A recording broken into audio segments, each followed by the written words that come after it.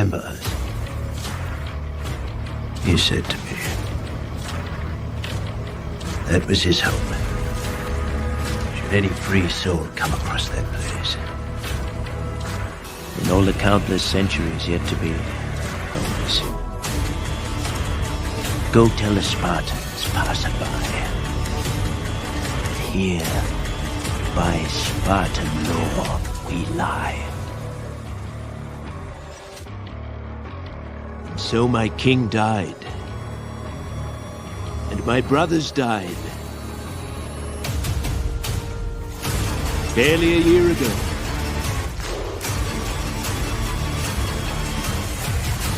Long I've pondered my king's cryptic talk of victory. Time has proven him wise. For from free Greek to free Greek, the word was spread that bold Leonidas and his 300, so far from home, laid down their lives, not just for Sparta, but for all Greece, and the promise this country holds. Now, here on this rugged patch of earth called Plataea, Xerxes forged face obliteration!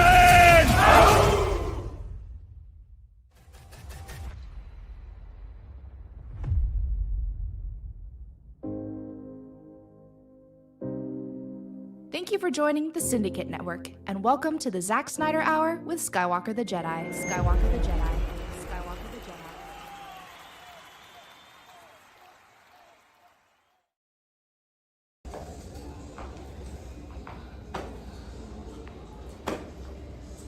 Put that Dan over here. Alright, you guys. Go ahead and stand next to each other, arms length apart for me, please.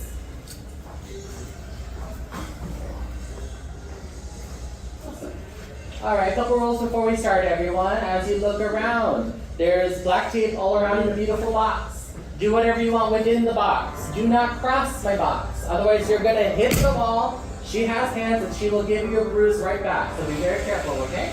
The visors do tell you when you're getting too close, so just be paying attention if your visor doesn't tell you anything. When it comes to any of the equipment, bracelets, anklets, vests, headsets, visors, the weapons are acting weird, the game's lagging, the screen's lagging. Roll on once we can help you with that. To get help with that, you'd say pause or pause game as loud as possible. If you whisper it does not count. We do not care. If you break your leg and you say my leg is broken, I still do not care. You gotta say pause or pause game. Sometimes in the game is the rest of the time. If you look at it, okay. You're responsible for yourself, we can't see anything, we can't see each other, so you don't have to watch what you're seeing, okay? They're everywhere!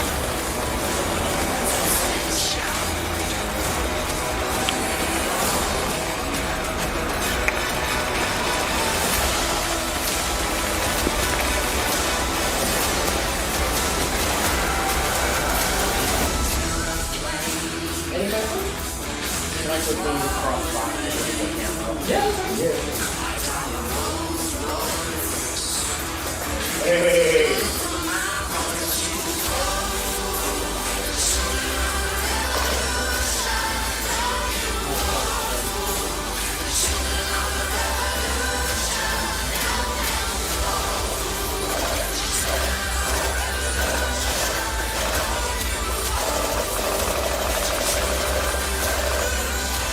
Hey!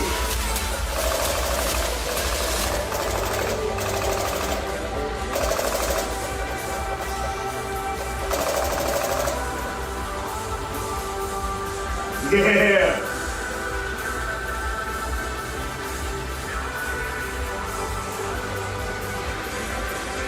Drop ship!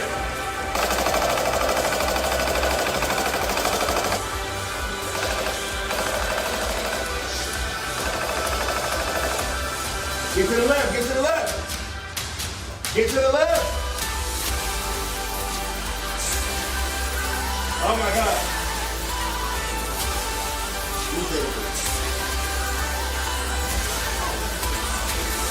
Let's go, ZSSM. Get to the left, get to the left.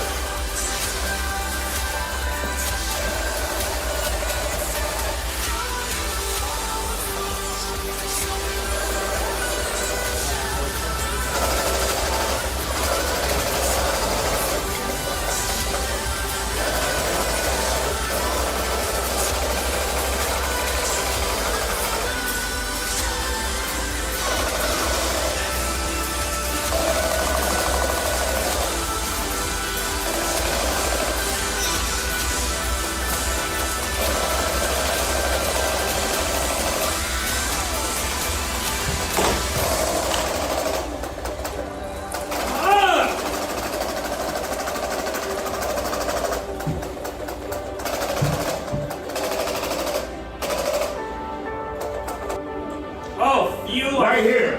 This is where we fight. This is where they die. Yes, sir.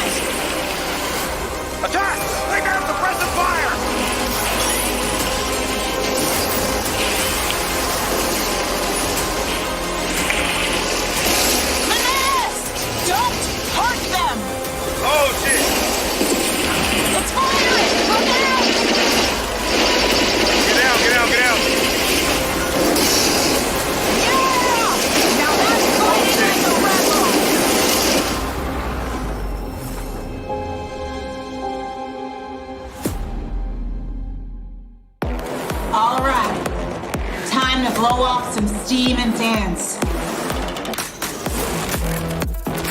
Yeah!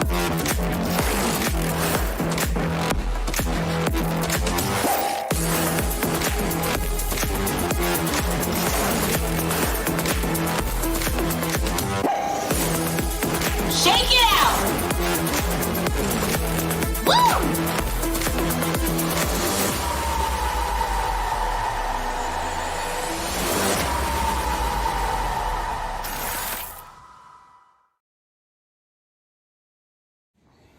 Hey, that shit was crazy. Yeah. How'd you like it? Oh, I had It was great. I had a blast. Although, unfortunately, I have to remember the barriers aren't real barriers. I kind of think that's the barrier. No, believe me, bro. I did that once, bro. I was like, oh. The video is going to be tragic because I went into the barriers multiple times.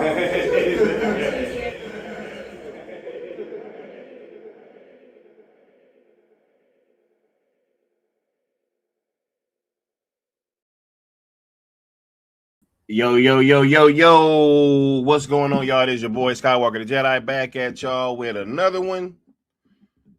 We should be good. Is everybody cool? Y'all can hear me? How's everybody doing today? Oh, snap. There we go. Got my mouse tripping. Everything going haywire today, bruh. We here and we live.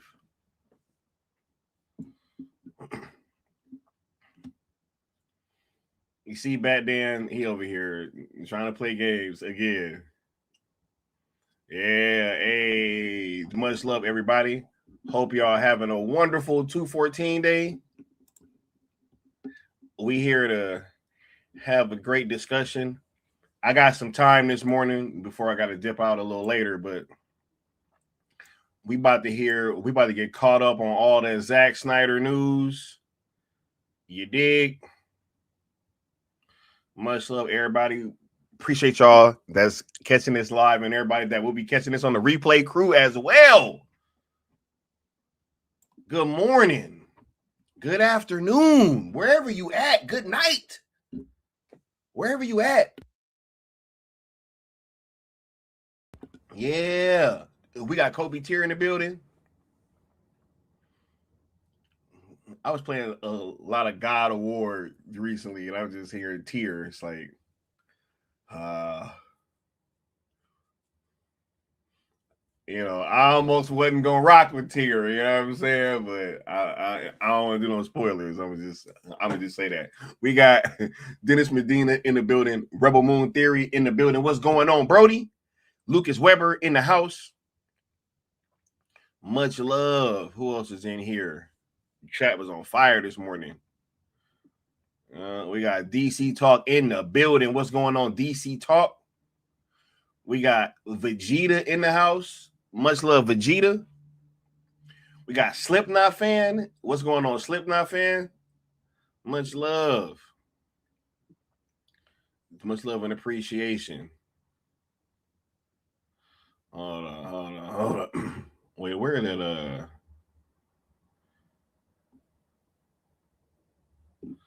it's crazy. Hold on, where that hey, Nessa Noel, much love.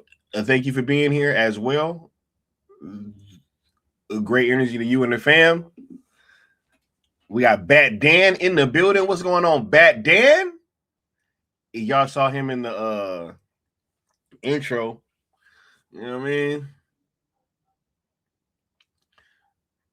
Much love, bro. We got the Batman in the building. Jeffrey Warfield. Much love, bro. All right. Who's this? Eli? I'm sorry. I don't know. They got the ats up there still, and it's hard for me to read y'all names. All right. Yeah, who else is in here? Hold up. The chat was going crazy. Did I get everybody? I think so. Josh Herrera. Much love, bro. Much love, Josh Herrera. All right. Jay Ace. Much love. We got the good Austin in the building saying still wouldn't mind seeing Zach's 214 cut in theaters. That would be dope too, man. That 3.5 hour John. All right. For sure, bro. Would y'all go see that? All right. Dennis Medina said, by the way, I graduated on Thursday, officially a psychologist. Hey, much love, bro. Much love and appreciation. Gratitude, bro. Humbleness. I hope you had a great time. And you know, I know it's always a lot of hard work put into that stuff, but hey man, you'll be better for it, you know. Much love, L. Turner. Much love, Brody. We got Bat Dan with the $5 super chat saying, Bat Dan, I'm gonna have who's this? SFMM. Oh, Six Flags Magic Mountain employee reassured me not to be nervous on Tatsu. The Six Flags Magic Mountain employee. No, you're not. Yeah, no, you're not. No, you're not. Stop. Right? It says, Sky, you should do a criminal code watch party. It's a Netflix show that is basically the Brazilian version of Heat. A criminal code. All right. We got Super Bro Corey in the building. Much love, bro. Shout out to the Bat channel who is in their final season. Y'all be sure to give them a subscribe and check them out, yo. They've been doing great work this whole time. And shout out to Trey and Super Bro Corey. Much love, right? He said, are you dropping a link today? I am dropping a link today. I am dropping a link today, right? Yes. Because it's 214 day. I gotta, you know, a little bit of time. I got a good chunk of time. I'm gonna just chill, and we just gonna have these conversations for sure. We got the homie, the one, the only. Man, we got 3/4 of the cool table stepping into the building. We got Lord Necron of the Witching Hour stepping in the building. Much love, bro. All right. We need a cool table drop. You know what I'm saying? Whenever the homies pull up. Said much love. Hey, the homie Austin is always on the go. Man, I'm so glad to be back streaming. All right. Hey, we got Frank C saying, welcome back, Sky. Happy 214. Hey, bro, we chilling, bro. because I had to take a little bit of time off, but it was actually a good thing though, because like something's gonna be happening soon, and I got to get things prepared. And I'm gonna take a little trip, and then when we come back, it's gonna be, you dig? So I'm very, very happy. But yeah, man, everything's great. We feeling good over here. Everything's all right. Said I got some info concerning seeing Zack Snyder's Justice League in theaters. Bro, nah, I'm dropping a link. It's getting dropped. It's getting dropped. What up, W Mir? Much love, bro. Man, y'all killing it in the chat. He said, Dennis, are we crazy for liking the SnyderVerse? Bro, we're insane, bro. We are insane. All right. Let's go ahead and get through it. Man, y'all be sure to smash that like, share, and subscribe. All that good stuff, yo. You know, hit that notification bell so that you know when I'm going live or dropping a new video. All right. We got the hashtags we've been pushing, and y'all already know what's up. We doing what we do. Getting it done. Right? Making waves. Setting trends, changing history, but whatever, you know, hey, it is what it is. You know, ROEs, y'all can just do, man, look, y'all can do what y'all want, man. ZSJ held and Netflix on YouTube and X are also platforms that you guys should be following, as all pertinent information will be coming from there, as well as myself and Apex Luck, the new geeks. And if you like to sponsor a stream, whenever you guys give a super chat, super thanks, gift memberships, anything of that nature, it is tallied up, and whoever donates the most will have the names going across the bottom of the following discussion stream, like Floyd Lawton does for this one. And lastly, but certainly not least, the 2026 Cool Table Meetup will be in August. You guys need to holler at me if you're trying to pull up, because this one is gonna be the one. Everybody was like, "Hey, Sky, you know, we should all meet up after this thing." Hey, this is it.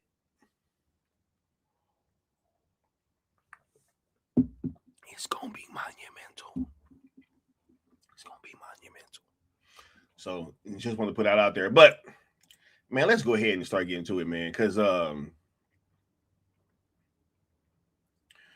he said, I know some Snyder haters that could use the help, that's for sure. Shout out to Dennis, man. All right. And then he says, when is the open panel? Hey, I'm about to drop that link in 1 second. But what I want to do first is I want to go over some of these. Matter of fact, hold up. Here's what I'm going to do. I'm going to drop the link to a few of the OGs real quick, and then I'll drop the link in the chat in 1 second. Okay. That is not what we are doing. No, we don't want to do that. Okay. Right. Just in case. Let me not do that, because they're going to turn around and be like, hey, man, I need a hip hop dictionary to watch the show, you know? And I just don't feel like dealing with those kind of conversations, right? I just don't feel like dealing with those kind of conversations, right? Let me do this real quick. Sorry, y'all. Live TV. Right. And we ain't got no, like, you know. All right, chill. Right, chill.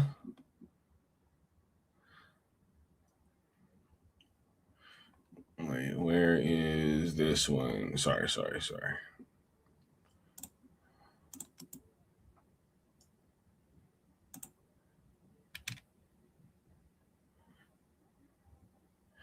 Okay. Yeah, man. I'm so excited to be having this conversation because it's so much stuff that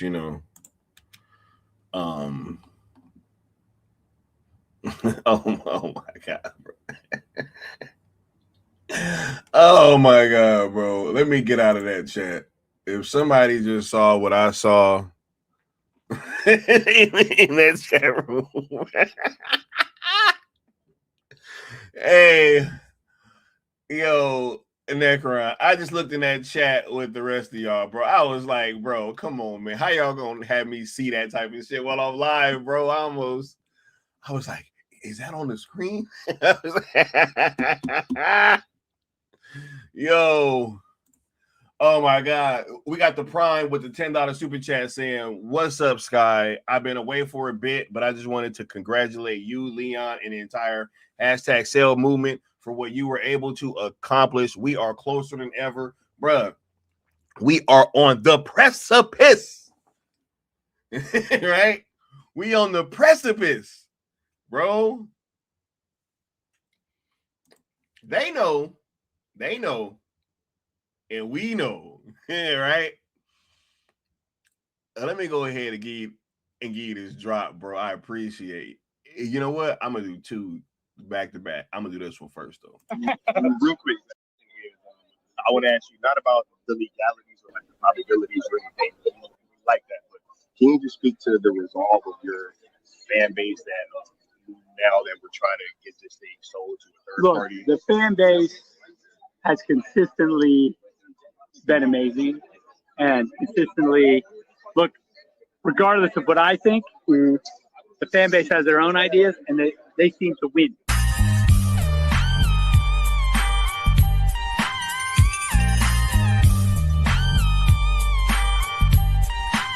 So like, I guess that's what I'm saying about like, once you've like lost your virginity to this fucking movie, and then you come and say to me something about like, oh, my superhero wouldn't do that. I'm like, are you serious? Like, I'm like down the fucking road on that. You know what I mean? So, and it's a cool point of view. Look, I'm 100% fine.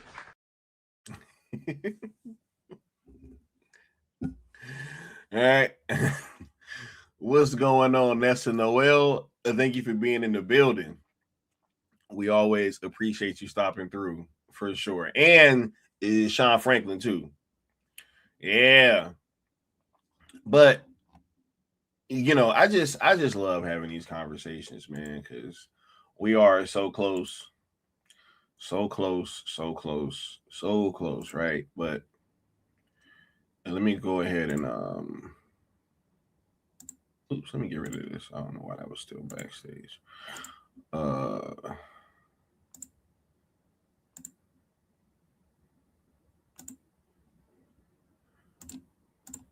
We've been having Zach do all kind of posts, man.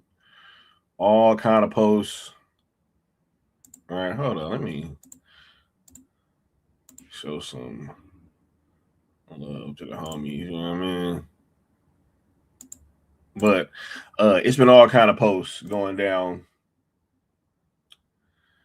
that Zach been adding into the zeitgeist, right? Y'all already know what my theory is. My theory is these people are confirmed to be coming back. Every time he starts posting these people, it's him like letting you know that they're going to be coming back. Right? They're going to be coming back. That's my theory. But hey, do with that what you will. Right? So it's been hella posts, him going in about that is Lois Lane right there, bro. Look, no disrespect to whoever just played Lois Lane, Rachel. I don't remember her name, but this is Lois Lane, 1,000%, 1,000%, right? 1,000%.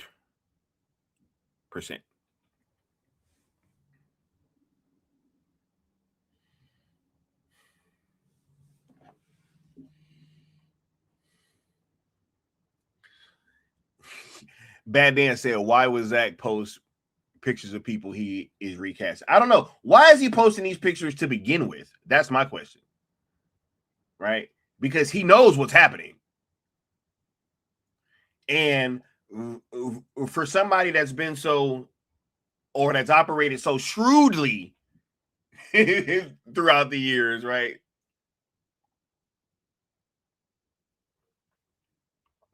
I mean, why all of a sudden?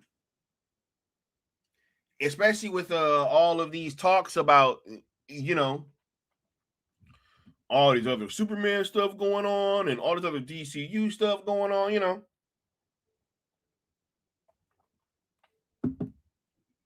Oh no. Wait, if anyone's been messaging me on the X account, they suspended. Wait, they suspended your X? Nessa, what's going on? For an inauthentic account? Because certain people been trying to hack? Oh my God. See? They can't leave us alone. They can't just leave us alone, right? Can't do it. Real quick, let me get to this super chat from W Mir for $10 saying Zack be dropping images like they're level 4 monsters without special summonings. Meanwhile, every DCU announcements be like level 1 summons with no effects. Bruh, it's all trash. We gonna get into because I saw a Super Man of Tomorrow announcement that was very interesting. They said that movie about to be more expensive than Superman, yo. I can't believe it. I can't believe it, bro. I can't believe it. I can't believe we just wasted all that money and we're gonna turn around and double down even more and say spend more. Let's throw more money at the problem. Let's make this failure bigger, right? Let's do an even bigger failure because even less people are going to show up this time, right? Hey, it ain't like the first one, you know, had great word of mouth. Crazy, but that's for another time. Let me go ahead and give you this drop, bro.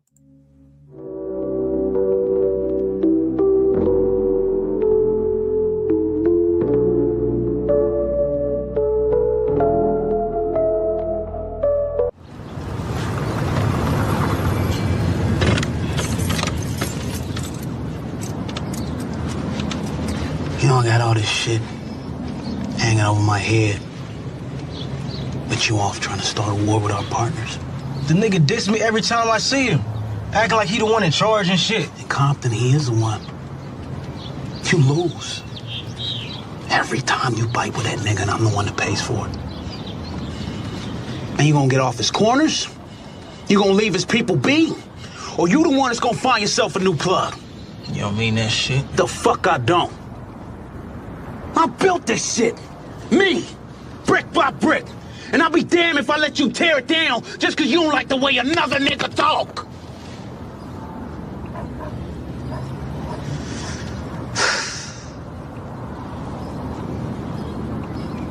Drive, motherfucker!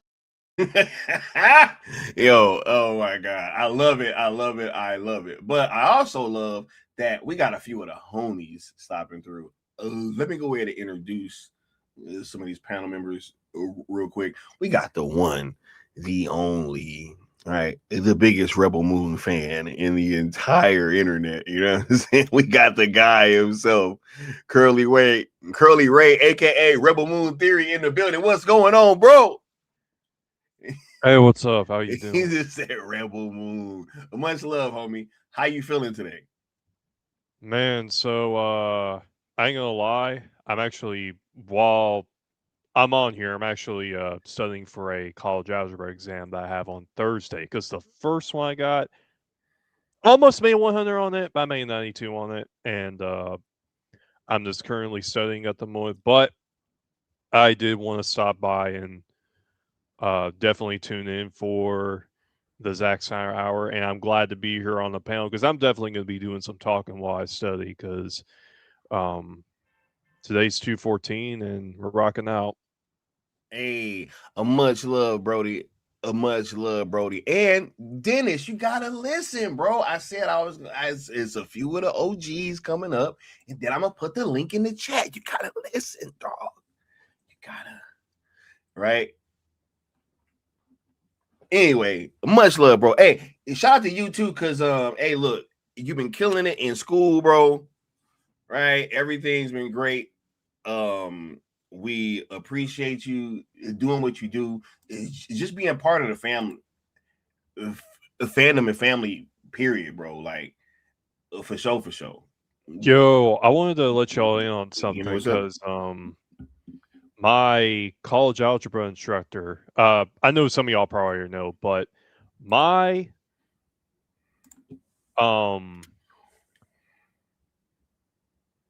my college algebra instructor, he is actually a Zack Snyder fan, and I know this because he's actually a couple years older than me, and he was just talking to his students about like, oh, what shows they like. He said he likes South Park, and a little later on, I approached him. I was like, do you like go on Netflix or anything like that? He said, yeah. I was like, yo, Rebel Moon's my favorite movie on there. He's like, yeah, I've heard about that. I was like, you know who Zack Snyder is? I was like, yeah, his favorite movie's 300, or my favorite movie's 300, and I was like, yo, man, you gotta check out Rebel Moon. And I was even telling him about, you know, the SnyderVerse coming back. He was like, man, I hope, and because he was like, man, that Superman was not that great, or the new Superman. That's what he told me. Bro. Yeah, yep. Bro. Everybody think that shit was trash, bro. That movie's trash. Like, we are far enough from it, right? Look, this shit, it ain't even just me, right? This shit is in the annals of U.S. history. And will this be a fully exclusive 45-day theatrical window? Fully exclusive to theaters, yes. And will this be self-enforced? In other words, if you fall short of that?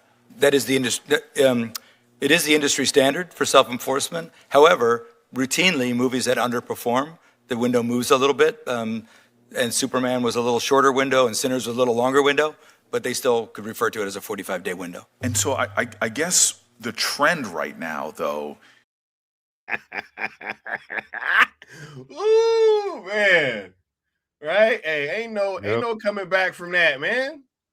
And here's something too, bro, because I've also been like kind of gearing up to really represent Zach's work at the school I go to, because like there are some that may not know what's been going on behind the scenes, like people that are a bit younger than me, and not to make this, you know, about opinions or whatnot, but you know, some of them didn't even know. One of the people I was talking to, he thought that Zack Snyder didn't want to do ZSL 2 and 3. So you know what I did? I told him that you, Skywalker, asked him the question at Full Circle, and Zack Snyder said yes, and he was like, "Oh, okay." Hey, that's what's up, bro. And it's just, look, you know, I think more we didn't made it on the college campuses, y'all. Like, yo, this is crazy. Yep. It is, man. Like I'm over here doing all my studying, and if I'm doing anything off of my free time, I'm just repping Zach's work. Like I'm just showing myself as someone who symbolizes as a fan of Zach. And I think we definitely need to still have these conversations, especially, you know, with people who may not know now. And it's important that we continue representing. For sure, man. We appreciate you being on, and you just stay right there, man. We got the next OG coming up. We got the homie, man, the one, the only. This man has been right next to me in a lot of dangerous situations, it seems like. You know what I mean? Like, hey, y'all saw us. We was at Comic-Con, you know what I'm saying? Front row. looking. I don't even know what was it. Mean mugging Josh? Like, I don't know. We got the homie Josh Herrera in the building. What's going on, Josh? Hey, Josh, how you doing, bro? Happy 214, fam. How are y'all feeling? Hey, we chilling, bro. We chilling. Got a wonderful day planned later, but now I'm kicking it with the homies, so we chilling. You know what I mean? Yes, sir. Yes, sir. Professor Sky is motivating all these youngins to get out there and teach the people. Right. Sky. We just out there spreading the truth, bro. You know what I'm saying? Just out there being passionate about what we love and just having conversations. And as we've kind of always hinted towards, Josh, a lot of times these conversations in reality tend to lean towards one way. People tend to like Zack stuff, right? So it's only on the internet where you come on here and it's like, oh my God, he's the worst. You know, there's all these things.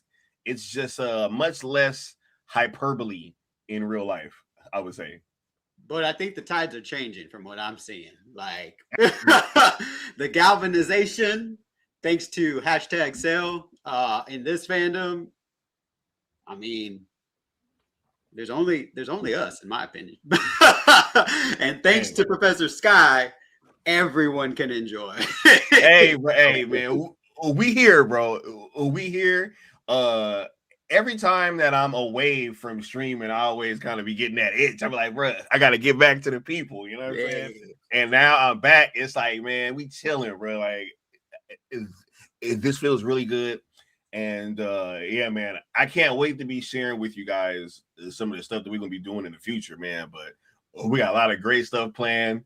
And yeah, man, I'm just happy to be here and rocking out, bro. Just happy to be here, rocking out, having these conversations. And it's funny because I was just kind of talking about this with Leon the other day. And I was like, bro, what are you going to be thinking like when we're actually in the theater, like watching, like, look, because we know it might be other stuff coming out first, but like actually when we get to ZSJL 2, I was like, bro, like, what are you gonna be thinking? And I can't remember exactly what he said or even I said, but it was some variation of like, man, y'all just lucky it was us, bro. Like, cause we wouldn't be here if it wasn't for us. Dog. Like, that's real talk. Nah, man. Hey, I'm gonna take that when I'm in the theater, right? That's gonna be my moment of like me being like Thanos at the end of Infinity War, and I'm watching the sunrise on a grateful universe. You know what I'm saying? You know, facts, bro. But what you got to say about that though? That is Josh. I mean, like when I came, you know, out of the shadows, right? I've been watching you, Sir Sky, for a while. Been watching all the community members, right? And that's kind of what I saw is like who's putting in the work, right? Who's having the conversations that matter and who's doing the clickbait or the headline or what the mainstream industry, right? And there were some troublemakers that I heard about on this show called Night Shift, you know, Mikey Sutton and Skywalker the Jedi.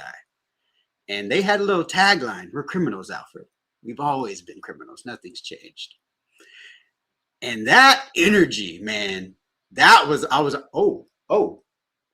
what's going on over here? Because I know what's going on over there. I've been watching these, you know, who's who for way too long, and I'm catching on to the behaviors and I'm catching on to the agendas that are embedded within these news topics. And that wasn't happening with the troublemakers. And so, Sky, you've been continuing that energy that I've seen on Night Shift, and it's never faltered. It's never wavered. And it is still here to this day. You're still villainized. You're still, no, this can't happen. But look, you're still, you went in front of the fucking axe and you took that axe and then you fucking kicked it away. hey, I feel it, man. Nah, bro. I just,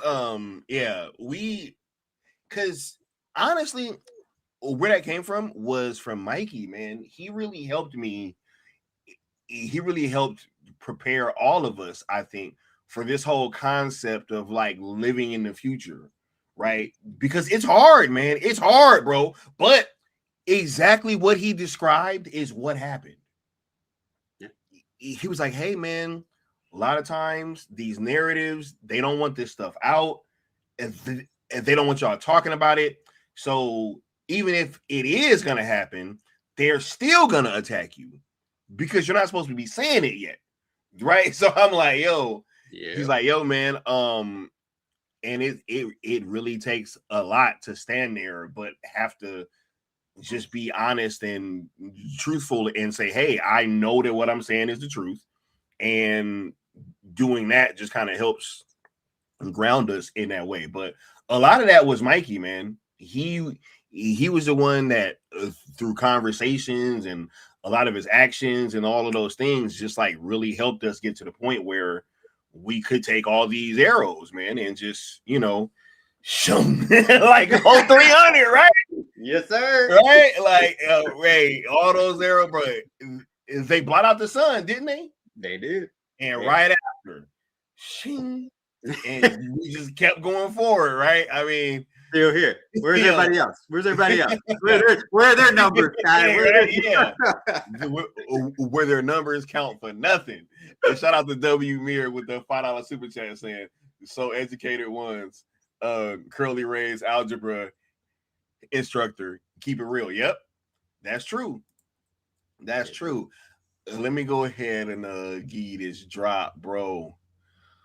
You know what I'm saying? You hear that, Mr. Anderson? That is the sound of inevitability.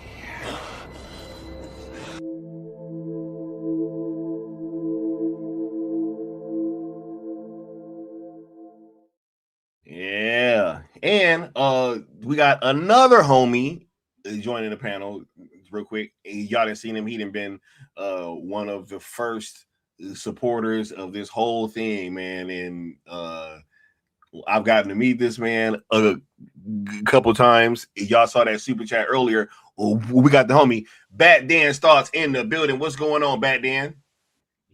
What up? I'm really excited to be here. Really excited for 214 Day. And we have a lot of great stuff coming up. You know, Netflix, this is going to go through. Netflix will own Warner Brothers. Sky will be right.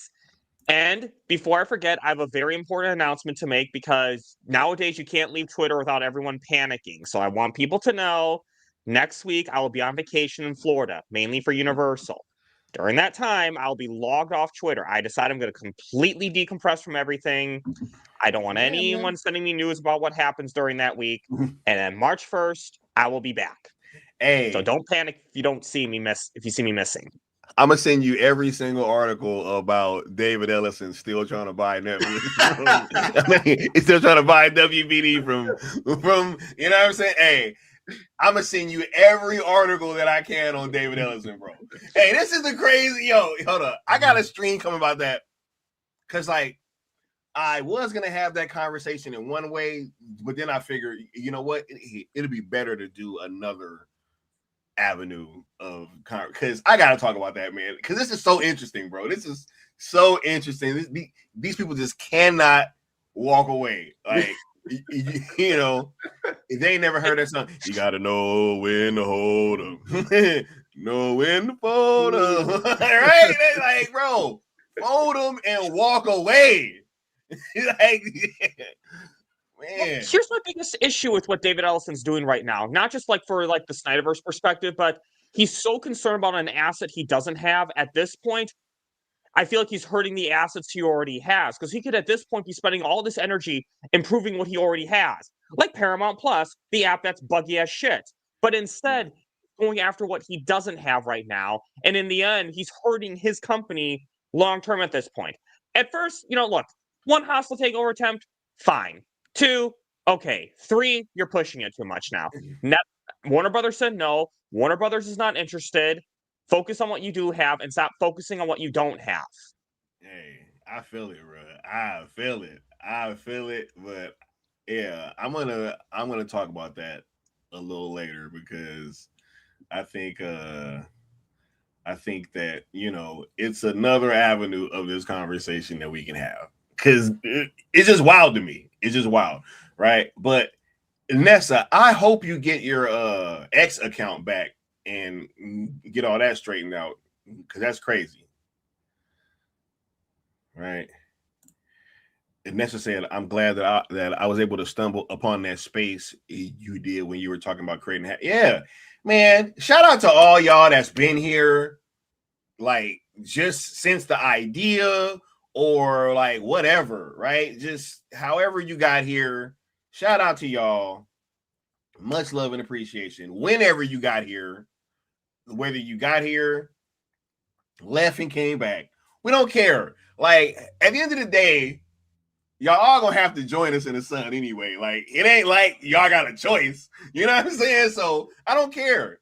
It's like, you know, we just are glad that everybody could be along for the ride. Even if you were an adversary, you were still part of the story. You were still part of the story. You know, you just lost. You know what I'm saying? At the end of the day, right? And you know, Steppenwolf was part of ZSJL. Yeah, it just didn't end well for him. You know what I'm saying? Like you gotta have antagonists, right, Sky? It just didn't end well for him. You know what I'm saying? Like, but hey, you know, maybe next time. W Mir with the $5 super chat saying Ellison be like Rebecca from Yu-Gi-Oh! The bratty girls who accuse Yugi Netflix that he stole her grandpa's blue eyes white dragon. Bruh.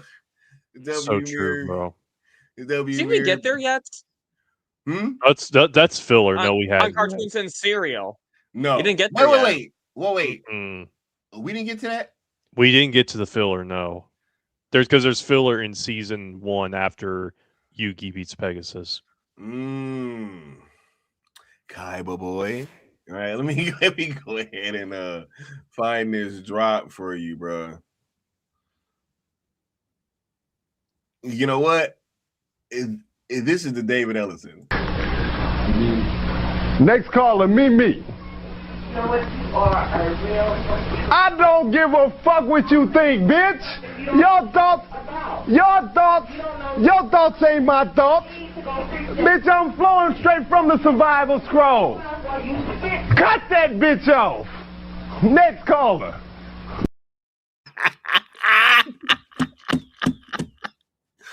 Ooh, I'm sorry, man. Yo, I'm having too much fun doing this. We got Shil Abdul in the building. What's going on? Shil Abdul. Hey. Right. He said, my boss, Mr. Ellison, says he will throw in some Happy Meal coupons for the investors to vote for the best choice. Oh, bro, vote for best choice Paramount. Bro, they over here add me in like, hey, we'll throw in $0.25 for every month that this go along. What? I think they need to sweeten the pot, Sky, with some KFCU. Yeah, right. It may be a famous bowl. Get it? Yes, sir. Oh my God. Anyway, man. But nah. Back to this show. How y'all been feeling about everything that Zach been dropping, right? All this stuff. We know it's coming. I know it's coming. It's coming, Jason Momoa haters. It's coming, Ezra Miller haters. Zach posted both of them. So if you don't like either of them, well, suck it. Hey, let's cool out on the Jason stuff though, because he can take it. He's a big guy, you know what I'm saying? He's gonna stay, but let's just let them talk a little bit. No, I'm just joking, man. I'm joking, bro. I was like, hey, bro, the cast better roast him. They be like, bro, what's up with that makeup, dog? Why you look like that? Yeah, I sure won't be seeing that movie. Have any of y'all watched? I'll be seeing the Odyssey though. Have any of y'all seen the Wrecking Crew with Jason Momoa and Dave Bautista? No, I haven't. Tamar Morrison. So there's a moment at the beginning of the movie where Tamar Morrison gives a look to Jason Momoa like, what are you doing? And I'm just saying, though both Zack cast, the 3 leads are Zack's cast members, so just Tamara Morrison. Oh, well, no, Tamara Morrison was only in Aquaman, which is not canon to the Snyderverse. But he was cast though before Zack left, if I'm not mistaken. Mm-hmm. So, right? But you need an Aquaman. That's all I'm saying. The story just kind of changed. You know, I like Wingstop, bro. What's up? Yo, Chill Abdul is finger licking good, like the taste of money off Miss Ellison fingers, bro. Come on, bro. KFCU buckets. All right, yeah. Let them know, Nessa. Yeah, we just waiting for that announcement, right? For sure. We all. Zack been over here posting all kind of stuff, man. Got he's on Borealgos. Got in Rebel Moon Bloodline. Ski life, right? All downhill from here. Right. Hey, I was talking about this. He pretty much just said, hey, I want this movie in theaters. Right? With this post. What you guys think about this one? I mean, that GIF right there that's playing is all I got to say. IMAX.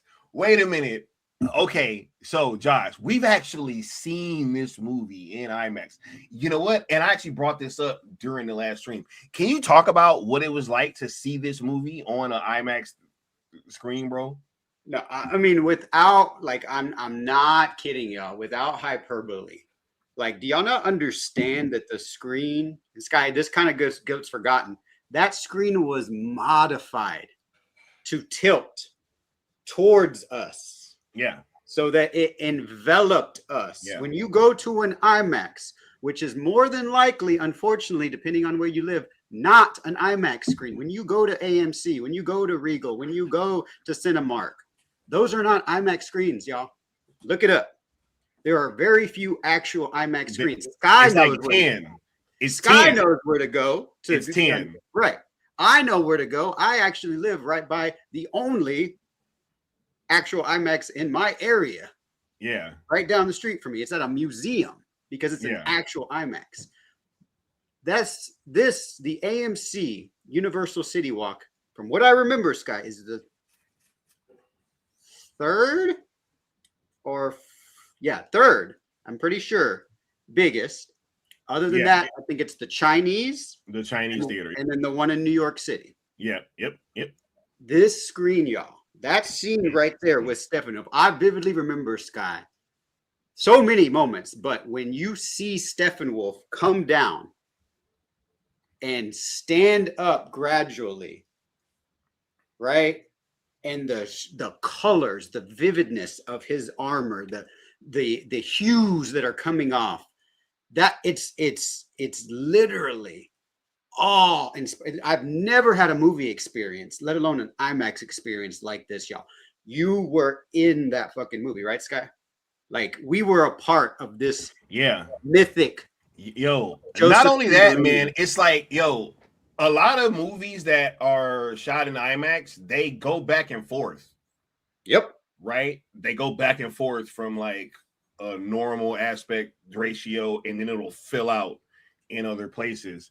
This entire movie was filmed to be shown on an IMAX theater. I mean, on an IMAX screen. That is the way you are supposed to watch this movie. So it is absolutely insane.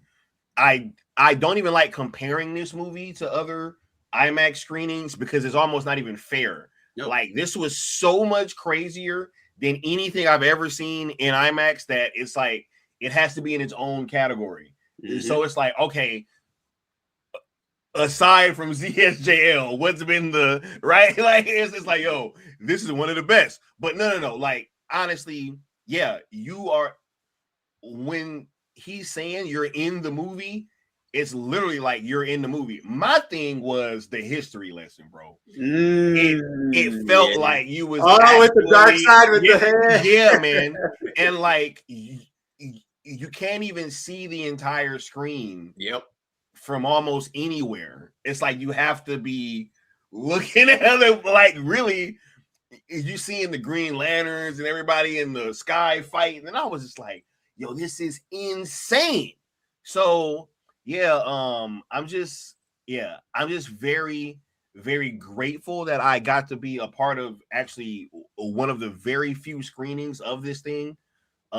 Period. But just being able to see this in IMAX is something that I'm definitely going to cherish.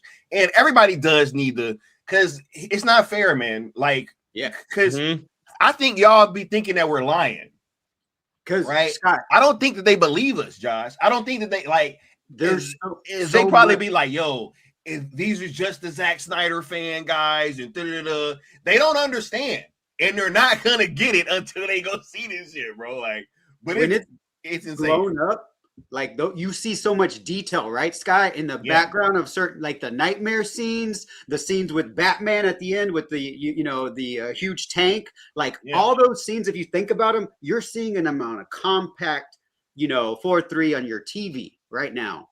But when you blow that up in freaking IMAX in the third biggest screen in the North America, like it is just whoa! I caught so much that like the Batcave. Little details and Easter eggs when you're seeing Superman holding Lois's scorched, corpse, the dark side standing. Yeah. It's amazing. I was like, whoa! My mind was blown, dude. You can see like in between Steppenwolf's armor, like it was it was crazy. It was insane. So it's like you're seeing it for the first time all over again. It's crazy. Hey. He said, lucky you guys. I wish Mr. Ellison was springing to get my YouTube without ads. This now has more ads than Monday Night Raw. He says, I have more ads than Monday Night Raw? What? And those rings nowadays, they're whoring out them ringside aprons. Man. Nah, this is this thing here. Look, just imagine being in a chair. Y'all see how big that screen is? Mm-hmm. It was insane. And imagine watching it, Sky, with Ray Fisher.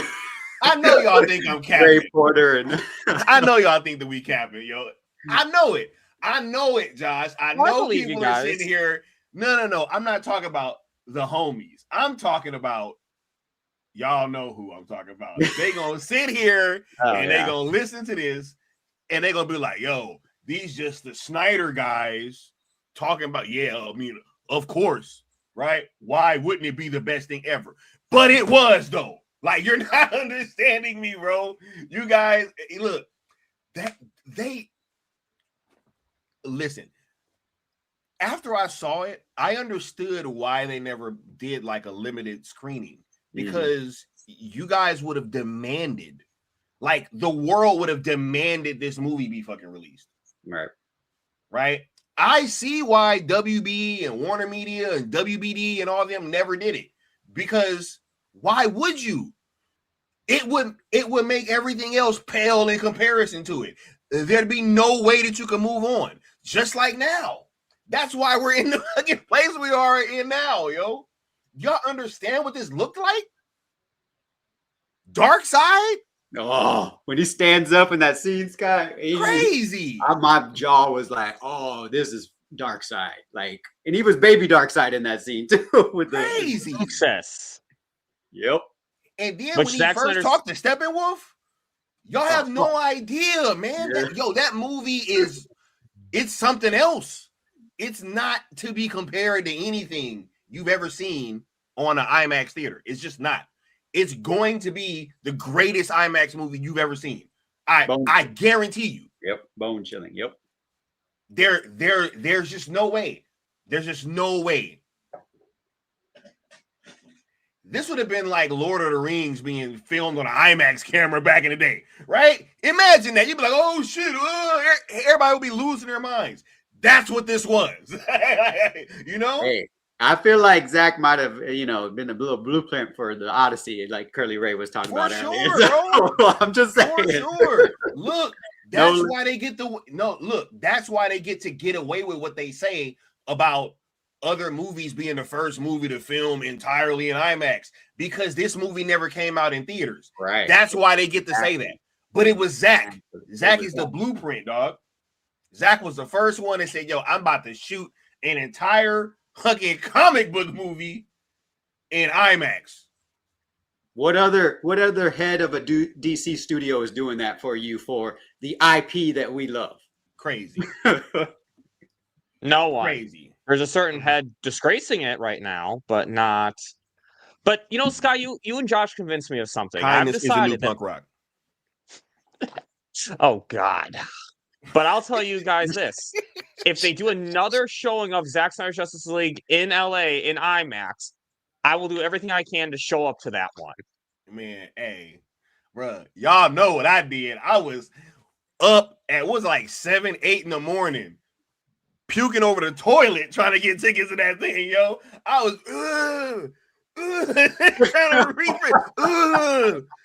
Bro, the tickets were gone in like 2 minutes, right? Sky looked like Superman in space. Oh, after the nuke. On everything, bro. I can't miss this. Sitting there trying to check out. And then you got that confirmation, man. And then you got those red eyes. And then it was over. You know what I'm saying? And then I could rest. You know what I'm saying? Like, crazy, bro. Yeah, man. Nah. I just envy you guys right now. I wish I could have experienced that. Oh, did you know that Sky saw the Justice's Gray version too in a Netflix theater back then? I don't know. Yep, I knew about that. Yep, I knew about that too. Were you there for that one? I thought you were there for that one. I think I might have been. I don't know. Maybe I was dressed as Superman next to Super Sky. Yeah. Mm-hmm. It's interesting. People don't like Netflix, right? It was a Netflix theater that showed it, so it's interesting. Right? Batman. And people act like that wasn't them getting some data on Zack Snyder's Justice League theatrical. Bruh, look, the road has been paved. I almost feel like King the Conqueror right now, or like He Who Remains, right? The road was paved. You guys not understand this?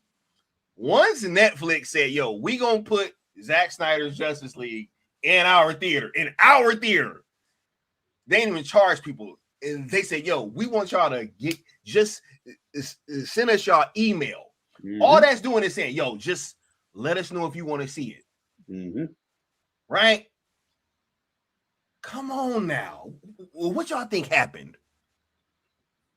Might be on a list, Sky. Right? Might be the person who got the first announcement about the Netflix deal that I know of. It's like, yo, Scott, hey. Crazy, bro. Zach over here posting Batman. Look at this shot, man. I just remember after watching The Rip, you cannot tell me that Ben Affleck's too old to play Batman. Facts. Or the Super Bowl commercial. There's no excuse. None. Goodwill Duncan. All right. I'm about to y'all be on standby. I'm about to put the link in the chat in just 1 second. And then if it fills out, we'll start rotating some of the members of the open panel on and off. You know what I mean? So yeah, but we got the OGs up here now. But hey, bro, let me ask you, Bat Dan, right? Because I know you were just saying that you wish you could have seen ZSJL in theaters, right? What's your thoughts on Netflix being one of the only studios that has openly pursued and even screened it in their theater? What's your thoughts on that, bro?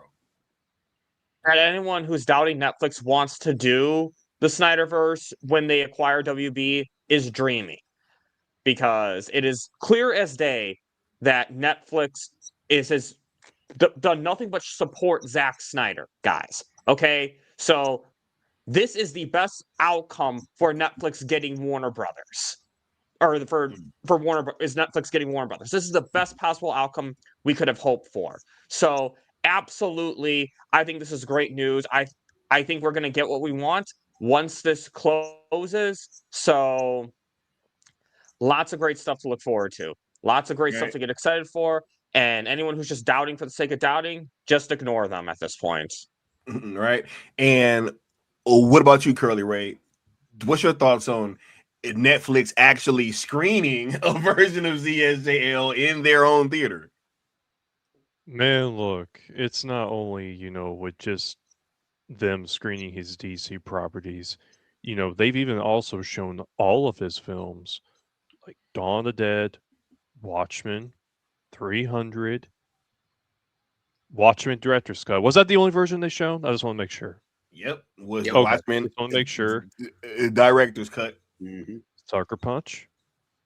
They show Man of Steel there. They show no Sucker Punch. It was Army of the Dead, Planet of the Dead, ZSJL, Twilight of the Gods, Watchmen. Yeah, and I think that was it. But hey, Zach be teasing Sucker Punch, so his director's cut might be coming. And Rebel Moon plus the director's cuts, Twilight of the Gods, like. Bro, that was a crazy week, bro. That was that was a nasty week, bro. We was down in Hollywood for the whole week, chilling, watching Zach stuff. And if y'all think Netflix ain't promoting or rocking out with Zach's work, I literally just checked the Netflix House Instagram yesterday, and they're like showing promotion for the Netflix House. Look what they have listed. Did you blow up the Curly Ray? Hold up. Look what's. Oh yeah. I want y'all to see what they're promoting on this picture. This is for their VR stuff. Rebel Moon. Oh, yep. Rebel Moon. Yeah. Yep. Sorry, it's a little bit blurry, but yeah. And they said Rebel Moon first. Yep. Right. Rebel Moon.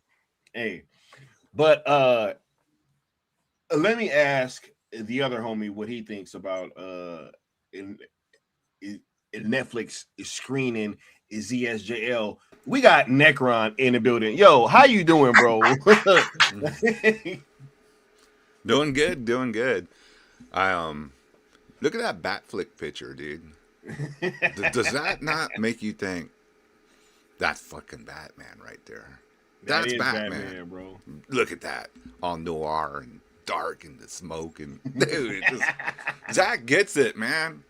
And apparently Netflix gets it too. Like this is DC. This is who does DC right. So, man, it's exciting times, guy. Very exciting.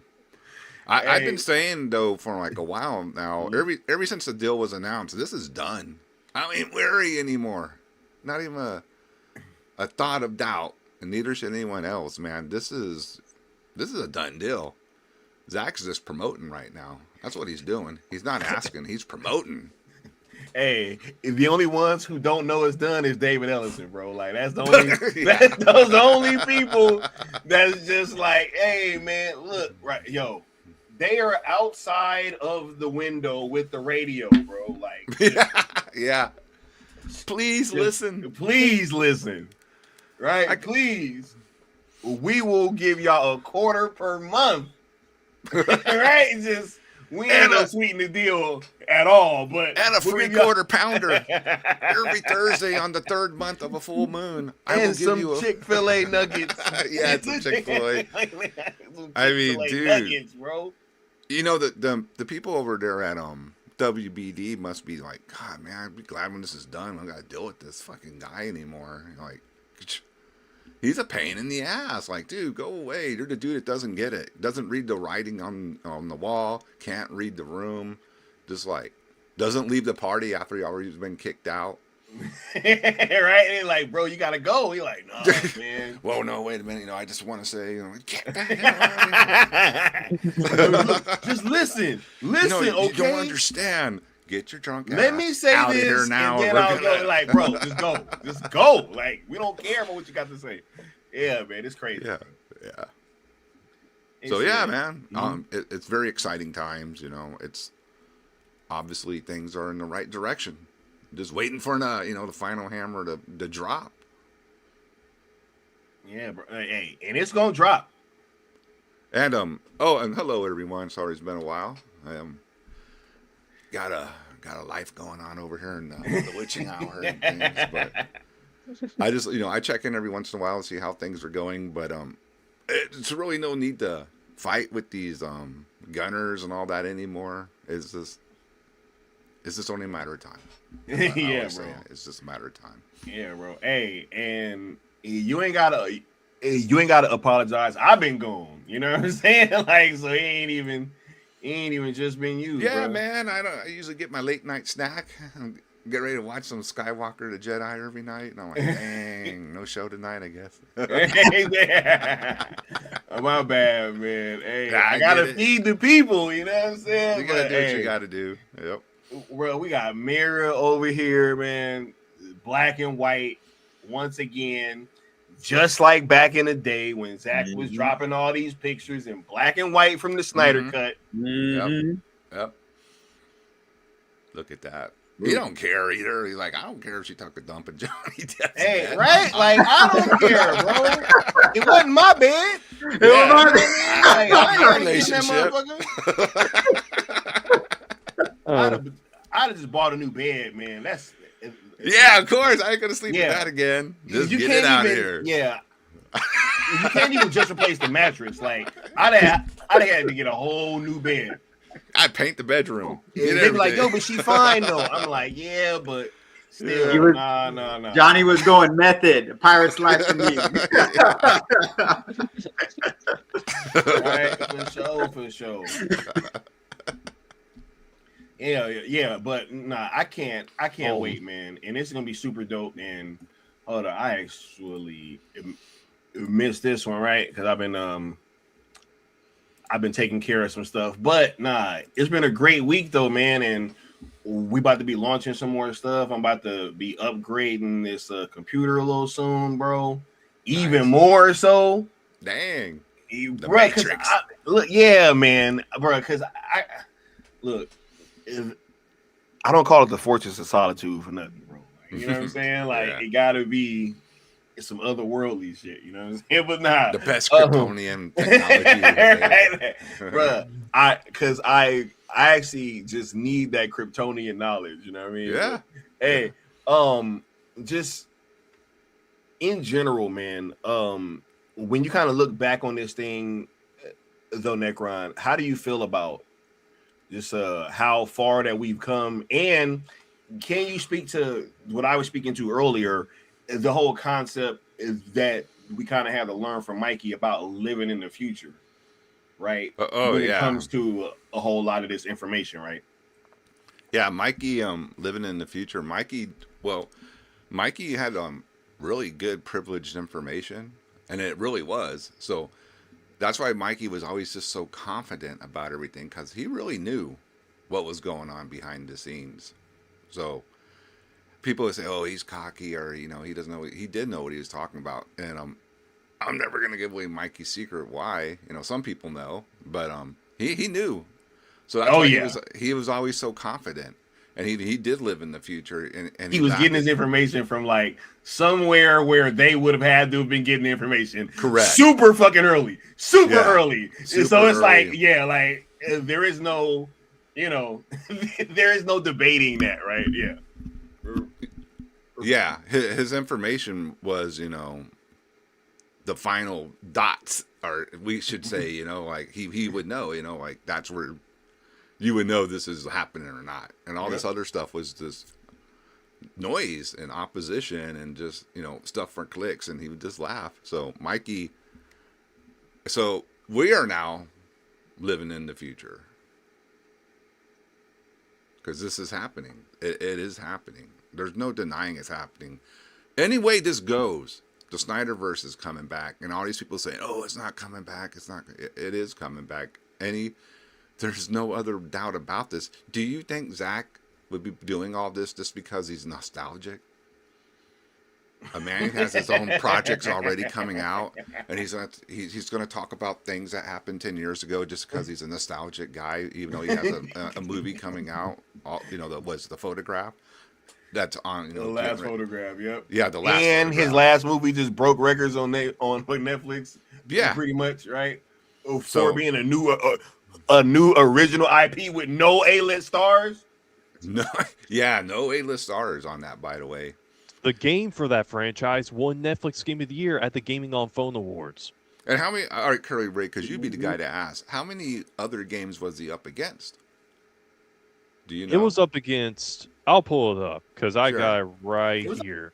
Because I heard that. Well, it's the only game he had. Of course he won. I hear stuff like that, and I'm just like, yeah, just dumb comment. All right. So it did receive 2 nominations. If you're wanting the one from Netflix Game of the Year, it went up against Squid Game Unleashed, Black Mirror, The Electric State, The Kids Cosmo, Spirit Crossing, Street Fighter 4, CE, Steel Paws, and World of Peppa Pig. Well, I recognize a couple of those already, so Yep. those are big names like Street Fighter. That should be a tough competition. So Even The Electric State had Chris Pratt in it. Had fucking Star-Lord. So. what about Black Mirror? That's like a huge hit too. Yep, Black Mirror as well. And the Rebel Moon game on Bloodline, it just reached over 100,000 downloads on Android. That's Android alone. It That's was just Android, previously it was like 1,500, but now it's over 100,000 downloads. Yep, and you got to think it was on Apple first, right? No, it came out on both systems on launch day. Okay. And it was trending on the Apple Store. Now, Apple, I don't know what it is. They don't show what type of numbers. Yeah, it's a way more of a proprietary thing, right? Yeah. But they showed that it was trending. When the game came out, it was trending on the top 84 RPGs on the Apple Store. Well, for an unknown IP. Yeah. Yeah. A Netflix mobile game, right? Crazy, bro. An alleged flop. Whoa. An alleged They got flop. VR stuff. Yeah, and it's kicking ass like that. Right. And that's something that Bat Dan can talk about, right? Hey, you want to talk about the VR stuff, Bat Dan? Oh yeah, absolutely. It was an amazing experience. So I mean, people should know this because it's in the intro, but in case you don't, when I was in LA last summer, I went with Floyd and Sky up there to the Rebel Moon VR. And it looked amazing. Everything looked so real. Everything, I actually felt actual stakes, like I was getting shot at, like people were charging at me. It looked like that for real. Like I genuinely thought I was going to get shot at. And as you saw in the intro, it looked so real. I was leaning on one of the crates to get a better shot. But then I forgot that the crates weren't actually there. So I fell over and injured my shoulder. But despite that, I got a higher score than Floyd Lawton. Skywalker's a real combat veteran, so I don't mind losing to him so much. But with an injured shoulder, I still beat Deadshot. So he is not gonna live that down, yo. He's like, yo, he's not gonna live that down, right? So yeah, I just think it's interesting, man. We got look at this panel right now. We got me and the homie Necron, right? Part of the cool table sale thing. You know what I'm saying? Y'all already know how that go.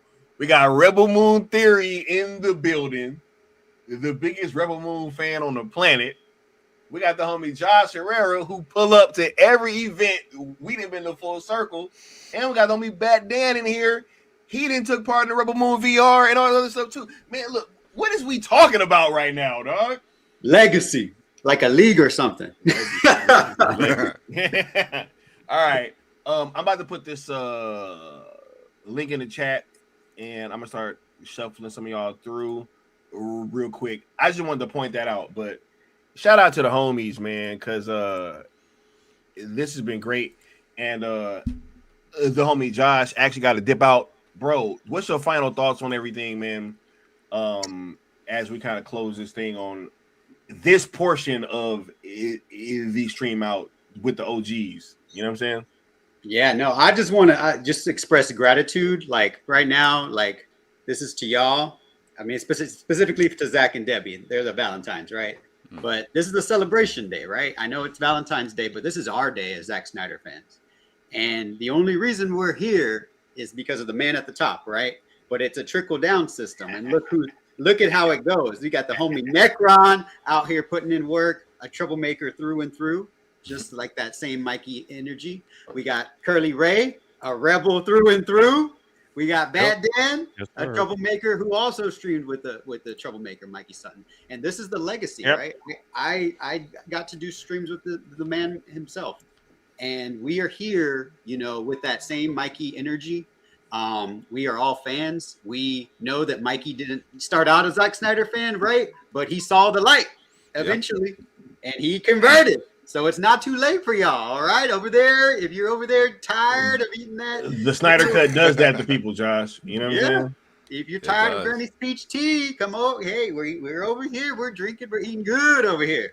And that's thanks to Sky. And I just, you know, on my timeline today, I shared something. It's my little Valentine's Day 214 gift to the community.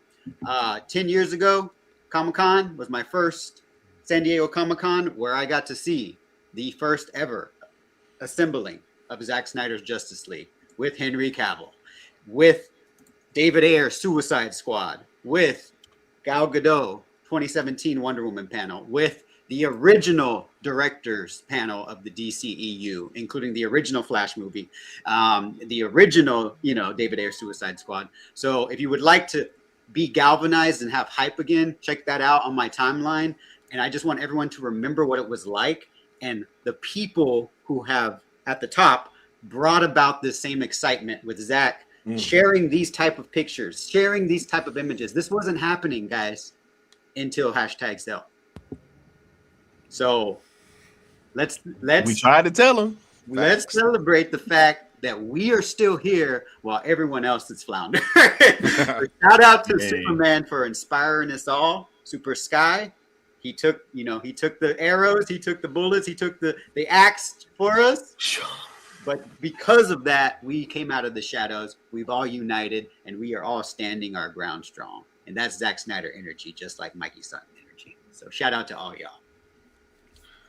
For sure, Shout out to you, man. Josh. We appreciate you coming through, man.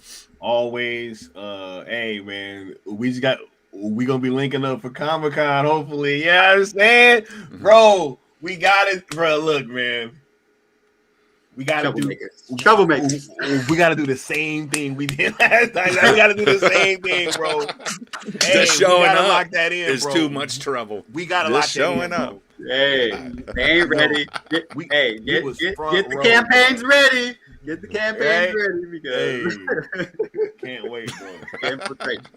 Much love, though, homie. We appreciate you coming through, man. Anytime. We also got the homie Bat Dan dipping out too. What's your final thoughts, Bat Dan? Well, just thank you again, Sky. When Henry Cavill gave that announcement that he was no longer going to be Superman, that Gunny Poo was rebooting, everyone thought it was over. Everyone, including myself, thought it was over. And the only strategy we had wasn't for us to win, just for both of us to lose, just for us and Gunny Poo to lose. But you brought in a conversation that an alternative way for us to get what we wanted. And then look at how much the campaign has evolved. We went from a campaign that was campaigning to get Netflix to get licensing rights to produce ZSSM 2 and 3. And then Netflix was like, saw that, and they were like, screw that. We're going to just buy all of Warner Brothers and just do it ourselves, which is just so much better because now you don't have to worry about what Warner Brothers will allow Netflix to do in the movies. Netflix will be in charge of it all. And not just that, though, but it's not tricky no more back then. It was tricky, right? Like Lazel is tricky because we don't own it, right? But now it's not tricky anymore, right? Exactly. Now it's not tricky anymore. As Zach says, as Netflix own the rights, well, Netflix will own the rights now.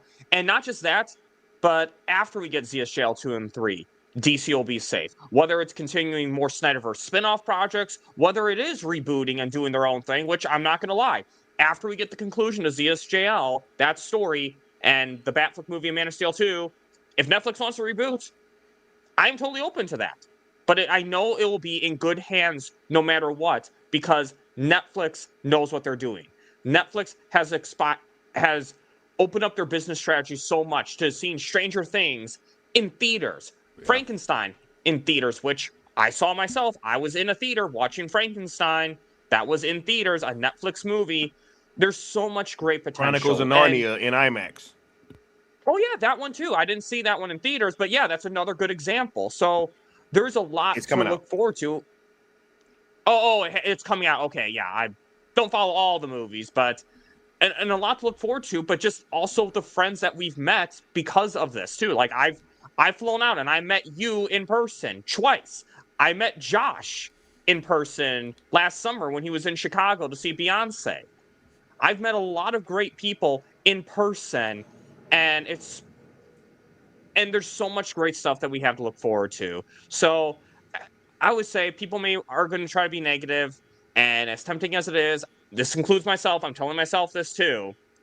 Just try to ignore it and focus on the positives out there, because there's a lot to be positive about. And like I said, just so people know, after next Friday, I'm decompressing until March, because I will be at Universal for most of that time at least. And I'm logging off Twitter.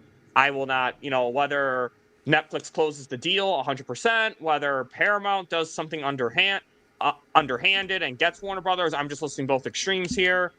I don't want to know. Or whether we'll say, to end on a positive one. I'm going for sure be hitting you up with that, man. Every time David Ellison, bro, every time he say, look, Warner Brothers, I got some cheeseburgers now, bro. I got some cheeseburgers, man. You know what I'm saying? Like, hey, I'm telling you, bro. I'm gonna hit you up back then. I'm just joking, bro. I know, Sky, I know. But just so people know that if I'm gone, I am okay, because nowadays you can't leave Twitter without people panicking. But I will be enjoying my own burger that week, a Krusty Burger, because you actually can get those at Universal. So so I will get a clip out for my channel. I'll get a clip out, and I'll try to get a pre-vacation stream out to cover everything before I'm gone. So thank you again for having me on, Sky, and let's have a Bat-tastic 214 day. Bad Dan about to have a Krabby Patty. You know what I'm saying? Like, I'm just joking, bro. I was just joking. Shout out to Bad Dan, bro. Much love and appreciation. Let me go ahead and pull this back up. Yeah. We will see him next time, though. But we do got some more panelists coming through. We got the homie. He pulled up on the open panel last time and kind of held it down.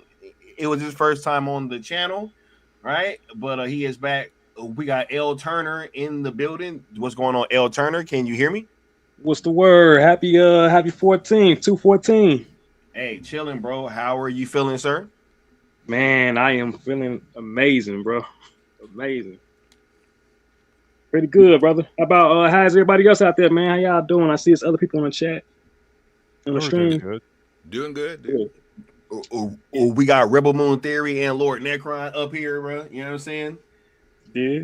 I'm listening to the conversation, man, and it's like the face must be aligning, bro, because I know, man, you had a real good convo back in around Thanksgiving, and you had put me on game. So yeah, bro. Hey, telling you, man. Look, this is where the information comes from, bro. This is the spot to get your Zack Snyder news from. I promise you, this is it. Now listen, I got an atom bomb to drop. I've been listening to everything y'all been saying, and before y'all been saying it, I've been thinking some of this stuff. Not everything, but what would it be if we could actually watch the Zack Snyder Justice League in theaters? So I did some digging, and just bear with me. I got some insight, and wait. Before you drop the bomb, let me bring one more panelist up, and then we'll dig into that. All right, cool. Gotcha. All right, we got another panelist. Y'all have seen him on the platform a few times. He was also in the chat talking about how he just graduated recently. We got the homie Dennis Medina in the building. How you doing, Dennis? What's up, Dennis? Congrats to you, man. What's going on, bro? I'm doing great. Just graduated, back to reading a lot, much more lately. Getting ready to start working and doing lots of stuff. Hey, that's what's up, man. Back to watching some TV shows I like. Went back to my reading, catching up on my books. Wonderful stuff. And of course, cheering for the SnyderVerse to come back. Oh yeah, bro. As always, congratulations. Much appreciation. Great to have you on the panel. But let's hear L. Turner's bomb. Let's go ahead and see what you got to say, bro, because I'm trying to hear this. I dig this. So most theaters already offer private rentals. They don't care what film it is as long as it's licensed. They'll likely guarantee money. Like if they know it's gonna make money, if people got a huge consumer demand for this movie, like AMC, Regal, Cinemark. So basically, we as individuals can call the theaters, ask if they would be willing to play Zack Snyder's Justice League on one organized screening day. And I already had the date in mind because I figured since the 18th would be the 4th anniversary of the release of Zack Snyder's Justice League. The 18th falls on a Wednesday or a weekday someday. So I figured the next closest day to that would be, that's the weekend where everybody would be available to go to a theater would be the 21st. So I figured, I know it's a short window, but if we could gather a amount of people that would be interested in seeing it on one day only, we call the theaters. You wouldn't need WB's permission for private rentals if the theater handles licensing, as most already do. So we make it an event. It's not no rally. It's not nothing negative, and it will show the shareholders also, hey man, there's still money here. People are going to see this movie. We don't need nobody, bro. We can do it ourselves. Hey, I feel you, man, bro. But I do have to say this though. You know what I mean? I tried to screen Zack Snyder's Justice League in a movie theater. I actually tried, bro. Warner Brothers didn't let us. That is the only movie they wouldn't let us screen. Oh God, bro. Oh God. There was so many people that have tried to screen this movie in theaters, bro. We've all tried to rent out theaters, bro. Bro, it was nasty work, bro.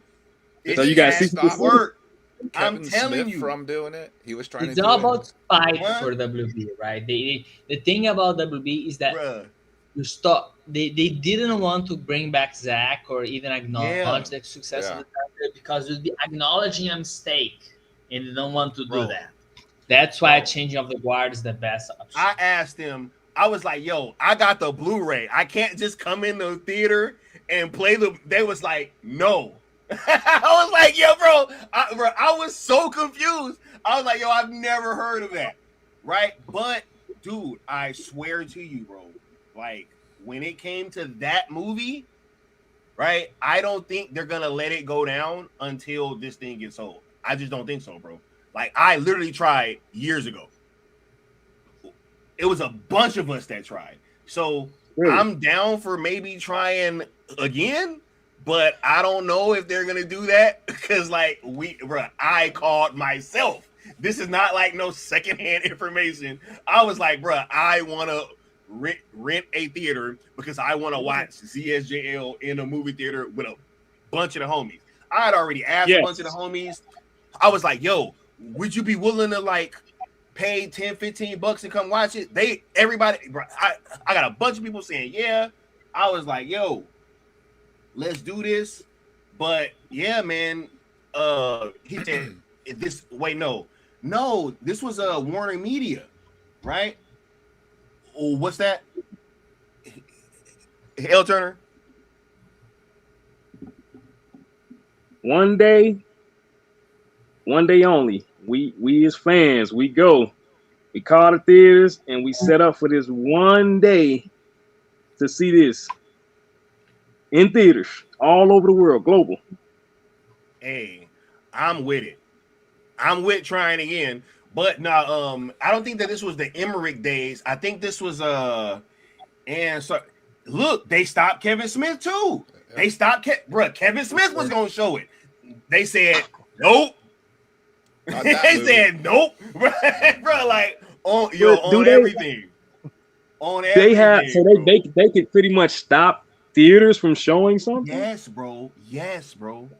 Yes. Yes.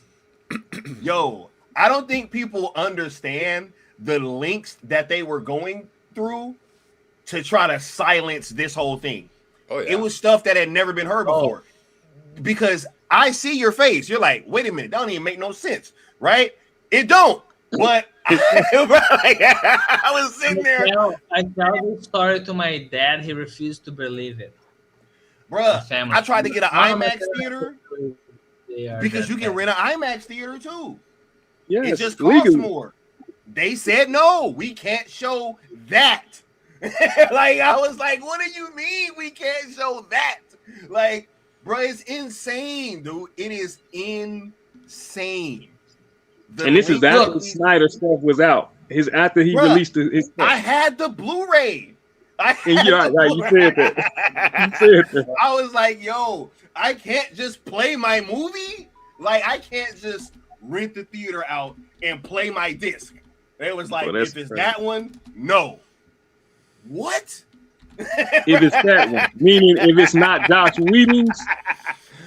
No, if it's Zack Snyder's Justice League, bro, you cannot play it. So they don't like money. Oh. Bruh, that's why we were saying this whole time that, you know, it was at a point where this couldn't have been about money.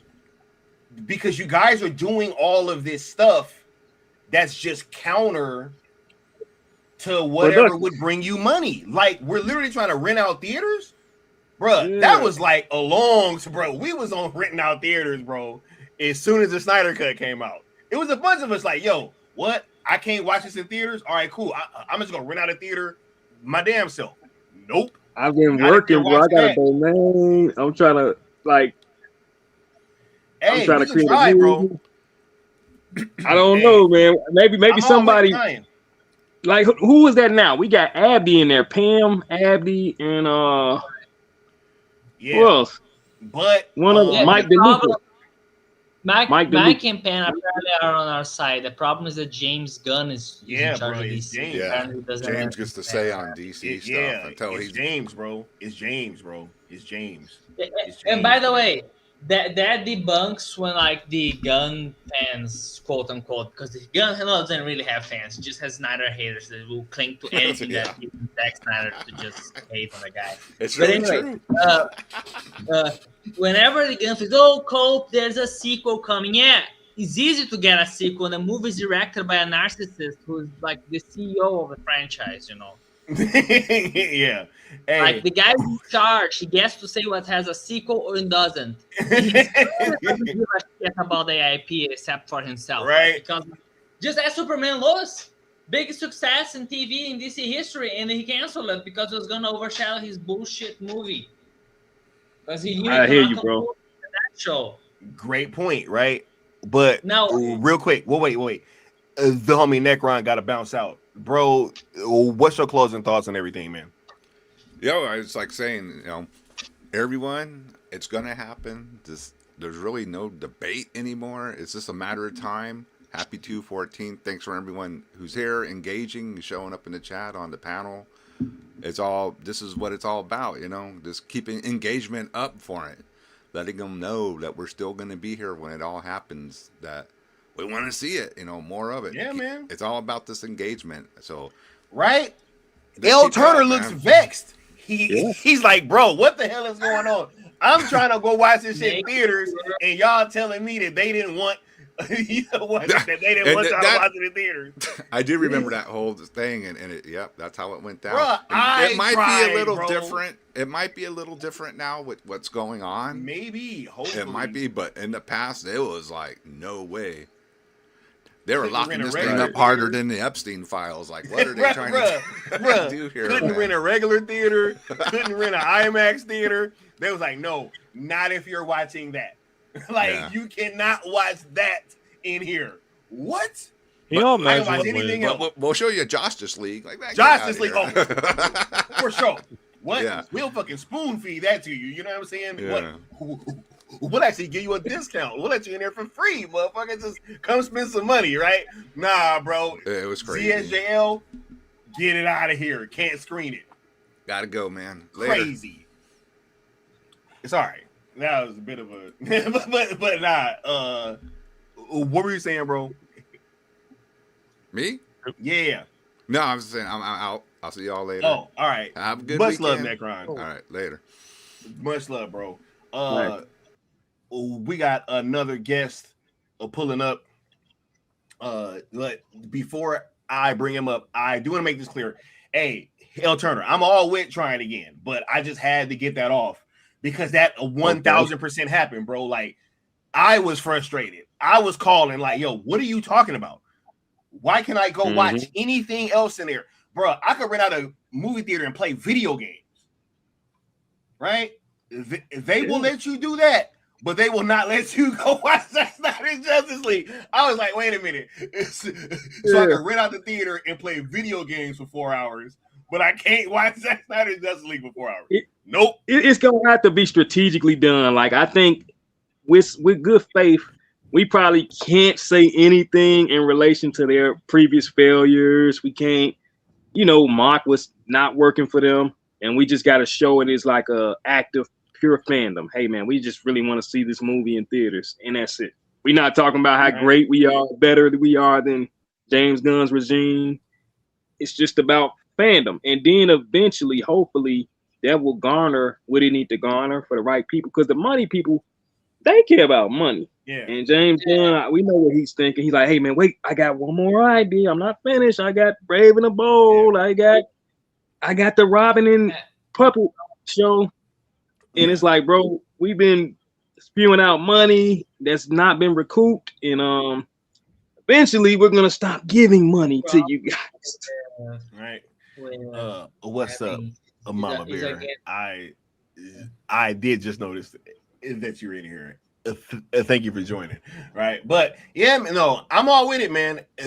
That's why we've been over here in our little section of the internet, kind of just doing that, just engaging with Netflix, being positive. But yeah, bro, this was like literally like this wasn't even me putting out a message or anything. This was literally like just me calling.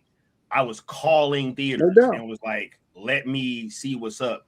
And they were like, no. And we got another OG coming through before I bring the other panelists up here.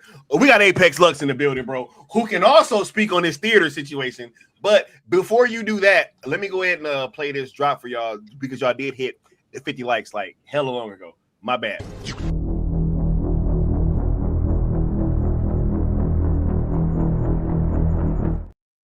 Yes, Mama Bear. Happy 2/14 day. Happy Valentine's Day. What up, Apex Lux? How you doing, bro? Yo, what it do? Y'all can hear me? Yes, sir. Yes, sir. Man, good to be on. Good to be back. Good to be black. It's 2/14. Happy Valentine's Day. Happy Zack Snyder Day, man. What we talking about? I did hear the theater thing too, and whole time I was like, hey. Do you remember that, bro? Spitting, man. Oh, do I remember? I was one of the ones that tried to do the same shit in my town. Bro, that's what I'm saying. It was the weirdest thing. I was like, wait, what? I can do anything else in the theater but watch Zack Snyder's Justice League? Bro, what the hell is going on? Like, this is the weirdest shit ever. You can rent a theater for a damn cartoon short that's 15 seconds, bro. Facts. But you cannot. And I repeat, you cannot. You can't watch a theater for ZSJL, dog. We tried. I remember when Scott was telling me about it, I was like, oh, because I was trying, I had already been trying here and there, and then like me and him had a conversation, and Scott was like he was deeply trying. He's like, bro, I already fucking tried. And I was like, damn. I called multiple theaters, bro. Mm-hmm. I called multiple theaters and was like, wait a minute, I am so confused. I'm so confused. Right? Yep. But nah, man. Because Scott was actually trying on his own, like not even having a deep conversation with me about it. He was like literally doing his thing behind the scenes, planning and trying to do it. And then I don't know how we had the conversation, but it just so happened that we had the conversation. And he was like, bro, I already tried. And I was like, damn. I was like, yo, me too, bro. But I didn't do a deep try until after he said it. Like I tried and I was like, maybe it's just that theater. They was like, nope. It's in general. You can watch anything else, bro. you can't watch Zack Snyder. Bro, what the hell? Yo, what the hell was up with that, bro? That is so strange, right? You know what's different? It makes sense though. But real quick, what prompted me to even try was the fact that you remember those theater reactions from overseas? Yes. Where everybody was going crazy. When I saw shit like that, I was like, all right, I'm about to look into something. And I did a little something. And I was like, it wasn't enough to say all theaters are no-go, right? But then me and Scott happened to have a conversation, bro. And I think we were talking about the theatrical response of internationally, right? I think we were, because people were renting out theaters. Yep. And then Scott was like, he was like super passionate, like, I already tried, bro. And he wrote down the details. I was like, damn. And then I went back and tried, and I was like, yeah, man, he's right. It's a no-go. What were y'all about to say, though? No. Why did you say that that is almost like not weird, though, right? Like, me? Yeah. Yeah, no, I don't think it's weird at all because, I mean, it's weird behavior, obviously, but I think it makes sense because if you put ZSJL in theaters, you're literally telling it's a wrap. Everybody worldwide that it's a wrap, whatever bro. regime was in charge around that time were idiotic. It's a wrap, and bro. Whatever's happening right now that has a DC logo on it, if it's not even trying to match that, then you look stupid. Like you just look stupid all around when you put that in theaters, right? Man, but that's the shit that they gotta get over, though. What'd you say? We're just fans that want to see a movie. We just passionate about seeing it. That's it. Bruh, Austin said other fans tried too. They thought that they got it through for a B-Day party, but WB sent the cease and desist on the IMAX reel the day before. That's a posted avenue. Bruh, they was not playing games. There you go. Is that again? It's all about egos for this game. It's not about money. People, where do we get organized though? Like if we never done this on an organized scale where globally we announce an initiative to contact theaters, everybody, they can't deny the consumer demand. Then maybe. Yeah, I don't think they do that here in Brazil though. I don't think Florianópolis there's any theater. Yeah, internationally, you guys are able to see certain things. Like again, there was I forgot. I think it was ironically, I think it was in India. It was an Indian audience, if I'm not mistaken, that were going ham over ZSJL. They were going crazy. And somebody rented out a theater. That's all. Like they don't rent theaters. I can't hear you because I was saying something and you were talking at the same time as me. But yeah, I was just saying that the Indian theaters internationally were, I think they rented, like somewhere in India, they rented out a theater for someone's birthday or something to that effect, and they were watching ZSJ and they were going absolutely crazy. And those reactions were going viral. And so I don't think international has the same, like, you know, blockades as we do from Warner Brothers. But go ahead. What were we going to say? Sorry. No, just in my personal experience, right? The only people I met that were Snyder haters, like in real life or outside of social media, were like people who stay a lot on social media, right? That is all social media, like the neck beard. Hive mind, bro. Yeah, right. So like whenever I met someone who is more on the who who have like normal lives, have a job, have a 9 to 5. They can be geeky, they cannot be geeky. But like in the end, and whenever I met someone a 9 to 5 that like does isn't terminally online and ask what they think of Zack Snyder Justice League, is generally they like Zack Snyder, especially his DC stuff. So yeah. The thing about social media in like this Snyder hate is that I think much of it is like it started with like they don't like the movie. At the end, they just hate Zack by the end because the movie succeeded in spite of the social media trying to bury it, right? It's kind of a cycle because Zack is able to do his movies without social media, without having the backing of social media and the critics. So they want to bury him because they can't control him, right? And it's not even a conscious act. It's too much stuff in the. It's too much stuff in the movies, bro. It's too much stuff in the movies, and they can't stop it all. Real quick though, let me bring up this other panelist though, and I'm about to pull up that meme in 1 second. W Mirror, let me get this drop, and then I'm about to bring up the other panelist. You see this all the time at the level of a top producer who, between them or separately, will make flop after flop after flop after flop. I'm not going to name them, but I know who they are. And they're not all American either.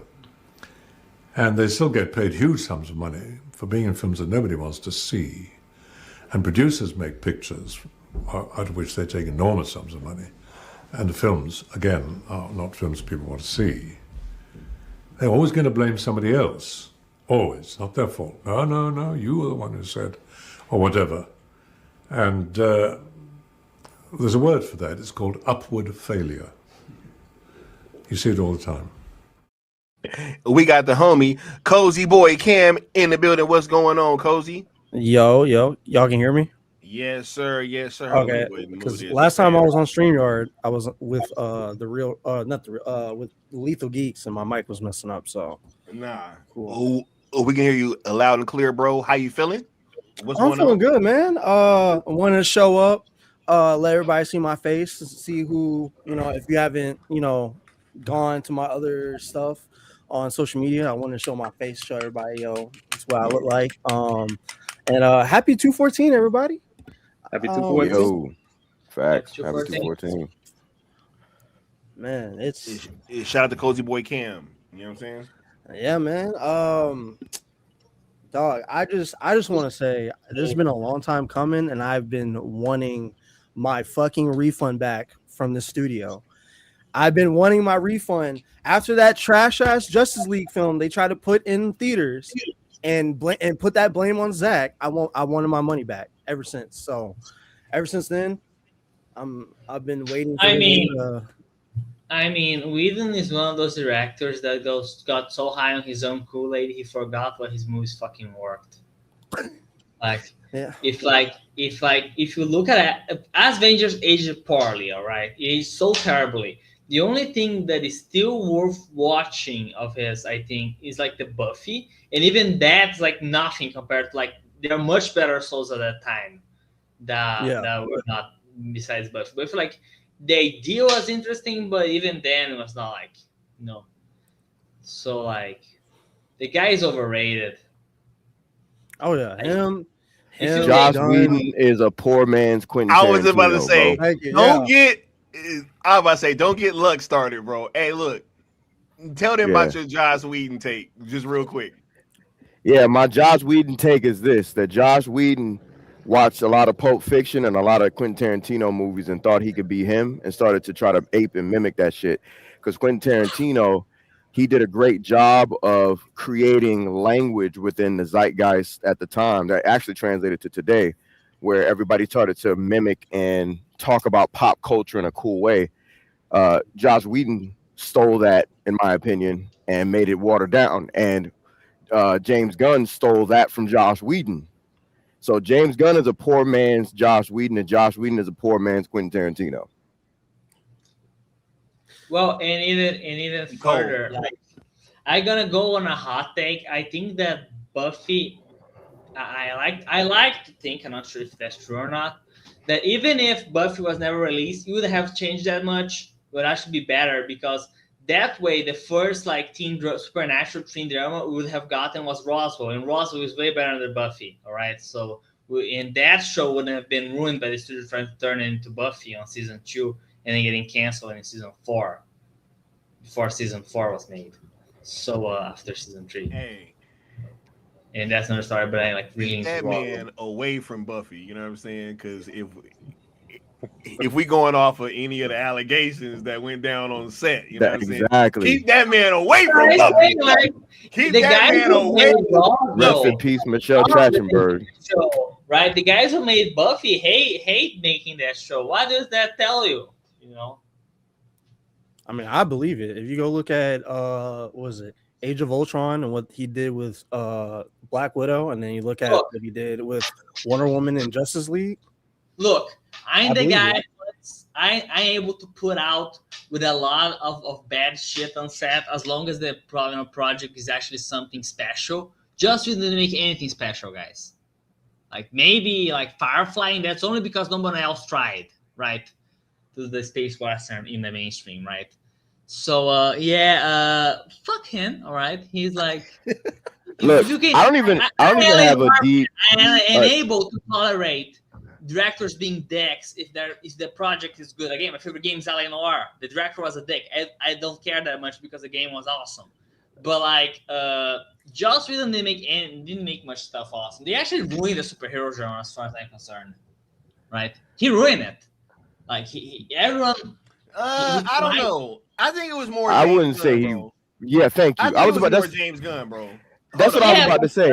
I don't really think that Joss Whedon. Like, I don't like the guy, but I don't think Joss Whedon is worth talking about so deeply that we have to drag him. That like, I'm not against dragging a dude, but what I'm saying is like, I don't think Joss Whedon is even worth it. Like, his level of talent is. We talk later. I have something to do with the cabin.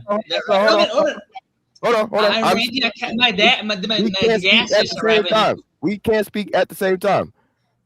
All right. Words are flying out of my mouth, and you're talking. I just have to say. Just give me a moment.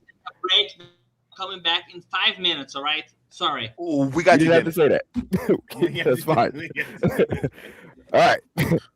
Jesus Christ. All right. So, like I was saying, I don't think Joss Whedon is worth talking about to the point that we drag him in the way that we would drag a James Gunn. I think that Joss Whedon, his peak is like Comic-Con level of love, right? Like, you put his material in a comic book convention, all the geeks go crazy.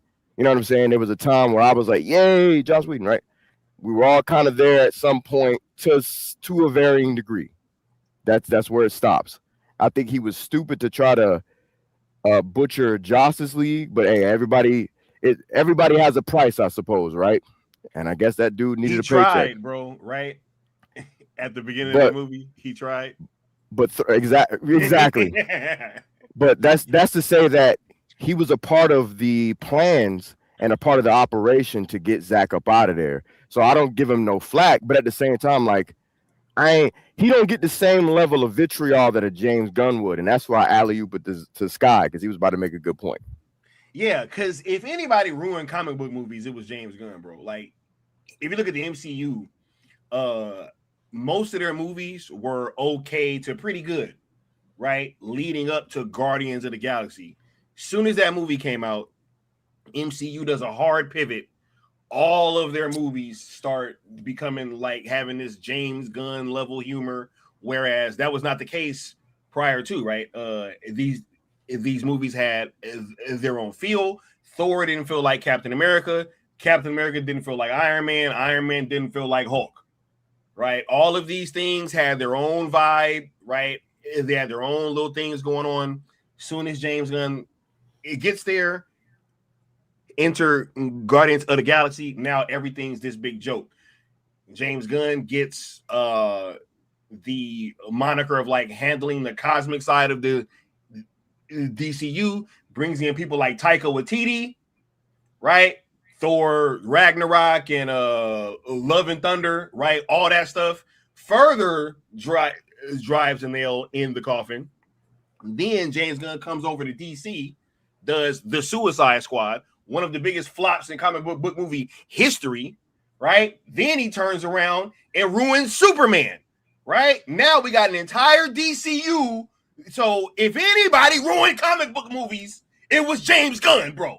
If anybody, like everybody wants to sit here and be, oh my God, Zack, get out of here.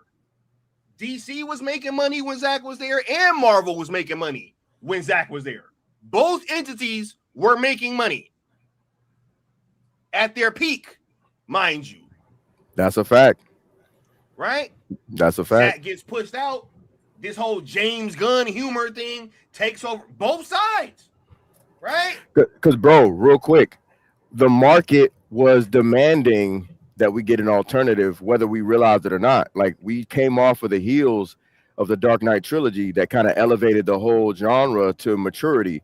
Like, everybody was reaching towards, hey, man, I want Oscar bait. Like, we ain't doing elevated TV budgets anymore. You know what I'm saying? Like, we've even gone cartoons on a fucking big screen, right? Facts. Right. We've even gone past the days of like a X-Men in the 2000s, right? Where it's cool, but it's like you're almost there, right? You get to the Dark Knight trilogy, it's like, damn. So then we come off the heels of that, and even Marvel in its inception, the MCU, I should say, in its inception, early on, it still felt like it was trying to be cinema. Iron Man 1, Thor 1, etc., right? Thor 1 had a great director. Yes, man. Brunner got rid of him. Yep. Right. And so Sky has hey, you're spitting, bro. Like that's real. Like Marvel started to become more cartoony, and Zack was picking up the baton that Christopher Nolan left and handed to him. And instead of it being grounded, it was grounded, but it was taking that hyper crazy reality of fantasy and sci-fi and keeping it grounded, keeping it tangible, right? So shout out to Zack. And it was an alternative. You get the grounded stuff that's trying to almost mimic an Oscar situation, and then you get the stuff that you can kind of take your kids to that's more leaning towards a Pixar in the form of MCU. Balanced, as all things should be. As all things should be. You know what? I got a question too. What do they profit off of Zack Snyder's Justice League? Like Warner Brothers still has to make some form of profit from it because off the it's under their banner. The streams, the downloads, all that stuff. Yeah, they keep people on HBO Max because you're the not difference between now. I'm sorry, go ahead. Oh no, I was just gonna say if you didn't get the DVDs and the Blu-rays and all that, then their whole goal is keeping people on that HBO Max platform. On HBO Max too. Yeah, because so they're not really caring about physical copies so much as their streaming service, HBO Max. But yeah, in a way. But I would say this. I would say the difference between I think now, like back when Sky was doing it, then we didn't have that news come out from the Netflix president that revealed the true numbers of the Superman movie and Warner Brothers' true debt. And I think now more than ever, they can't deny that they need money. And it's like, hey guys, y'all don't have to like Zack Snyder. Y'all don't have to want his stuff in theaters, but y'all want to make a comeback or not. Because right now what I see happening is I believe David Zaslav, I don't want to say he's doing it intentionally, but the shares are going back up just because everybody knows it's a bidding war. And everybody like, oh man, well, if Netflix gets it, I'm in. And everybody putting their money in back. But without the promise of new leadership, nobody's really investing, you know? Everybody's seeing what's happening, and it's like it's not as important. It's not. So now I think that's because real quick, that's because leadership's going to change, but Netflix taking over isn't the same as what it used to be. They're buying the company, but they're not absorbing it the same way that it usually happens. Like Warner Brothers is going to be its own entity still, because Netflix is going to utilize Warner Brothers as a theatrical unit. And that's why I think if, let's say we all go out right now and try to get it put in theaters and on a personal level, they may still say no simply because they may have plans to do it themselves. I think there's plans, bro. Wait. I mean, we know there's plans. I'm just trying to be fair. There's been plans, bro. You know what I'm saying? Yeah. Yeah. So that would be why they say no now, right? They're gonna wait till, like Scott said earlier before I got on the panel. He said that they're gonna wait till all this stuff is completely sold, et cetera, and start trickling out certain details, and then we'll know whether or not it may even be pointless for us to do anything, because Netflix is probably going to, if not already have plans to put them in theaters. That shit's coming out, bro. That shit's coming out, bro. That shit's it's coming out, bro. Like, it's coming out. They're gonna put Mike and Pam for have them run the WB studio, bro. So look, ideally, it ain't even ideally, bro. I'm telling y'all, bro. When I say we so far in the future, dog, like, it's so crazy. It's so crazy that I was going through my messages from the homie, and I've said this before. It literally said, yo, and this is years ago. It was like, if Superman fails, Mike and Pam are getting DC and fucking Warner Brothers. And then immediately after the fucking movie comes out, their contract gets fucking renewed. And bro, we've known this for years. Like, we've literally been sitting on this information for years, dog. Like, this is not, we're in the end game now. Y'all remember when Doctor Strange fucking looked and he said, hey, that one? And Iron Man was like, hey, this is it. You know what I'm saying? Like, this is it. This is that one, bro. It's over. It's done. It's over. It's done. It's done, bro. Like, hey, I love it, but I'm just saying, like, these things are happening. This is why Zack Snyder is on Instagram saying, hey, I want this shit in IMAX. Look, time out. Y'all remember how... Oh, wait, you know what? No. I'll actually show y'all. Hold on. I ain't got to fucking talk. I ain't got to say nothing. I'll show y'all. All right, where'd that go? Hold up. I'm going to skip past that one. Y'all remember this, right? Yep. Yeah. Right? How he tagged Fortnite. It's like, yo, yeah, you know, Kim Kardashian was carrying me through these W's, right? All that. You know what I'm saying? Zach, he knows something. And then right after that, right? Like, hold up. Like, hey, pause it. While you're on this picture, I want to note something too, because there was a piece of detail I found in this picture a few days ago. So you guys notice that Zach has a PS5, and if you look on the top, he has a backbone controller for mobile phones. Okay. What mobile game? What is Rebel Moon, bro? Yep, Rebel Moon Bloodline on mobile. And there's a console right there. Do you guys think they're about to bring that game to console and PC? Probably. Hey, the they developers, could be, bro. Yo, the developers have literally come out and say that they would love to bring this game to PC and console. 100%. Right. So look, I'm just saying, and I think it's a Fortnite collab coming later. I think this is the way that they're soft launching it. So going by that same logic, okay, when Zach comes out here and he's like, yo, I want fucking Steppenwolf on IMAX. Y'all don't think this shit coming? Yeah, bro, I hear you, bro. I'm telling y'all, man, bro, this shit is a wrap. Yeah. It sounds like it is, bro. I love it. Think about how I'm just trying to get that little extra push. We can, if fans get behind. I got you, bro. I got you. Hey, that's good, Elton. I dig where you're coming from on that too. I love the energy, bro. I love the ideas, bro. The thought process. But it's just that we've been sitting on information for like years, bro. Like years and years and years. And 100%. This is what happens. Other content creators just don't tell y'all this shit. That's the thing. They know what we know. They've known. But they get on here and they be lying and lying and lying because they love doing this roller coaster shit where, will it happen or won't it happen? Will it happen or won't it happen? And it's cool, but over here, I'm just be like, yo, man, we just gonna be telling y'all like what the fuck is going on. So look, they put ZSJ. Look, I am gonna say that one more time, and Apex Lux can vouch for it, bro. When Netflix, mind you, right? The people that just bought Warner Brothers, when they were putting ZSJL Justice is Great in theaters, all you had to do was sign up with your email. Ain't that right, Apex Lux? That's right. Right? You think they wasn't getting data on who the fuck wants to go see this in theaters when they literally did it themselves? They literally did it themselves. Like, it was like, yo, we want to see what the buzz is like. We gonna drop the shit. Zach goes on there and say, hey, want to see ZSJL in theaters? Everybody went crazy. Right. Netflix got that. Now all of a sudden it's, hey, more for investors with the fucking Netflix and Warner Brothers logo right on top of the fucking ZSJL frame.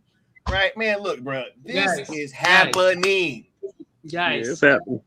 People, sorry, I missed the conversation, but one thing I'm gonna point out that the Netflix wants legitimacy he wants to be remembered as one of the big studios, right, alongside the big Hollywood studios, right, and it can only do that because of a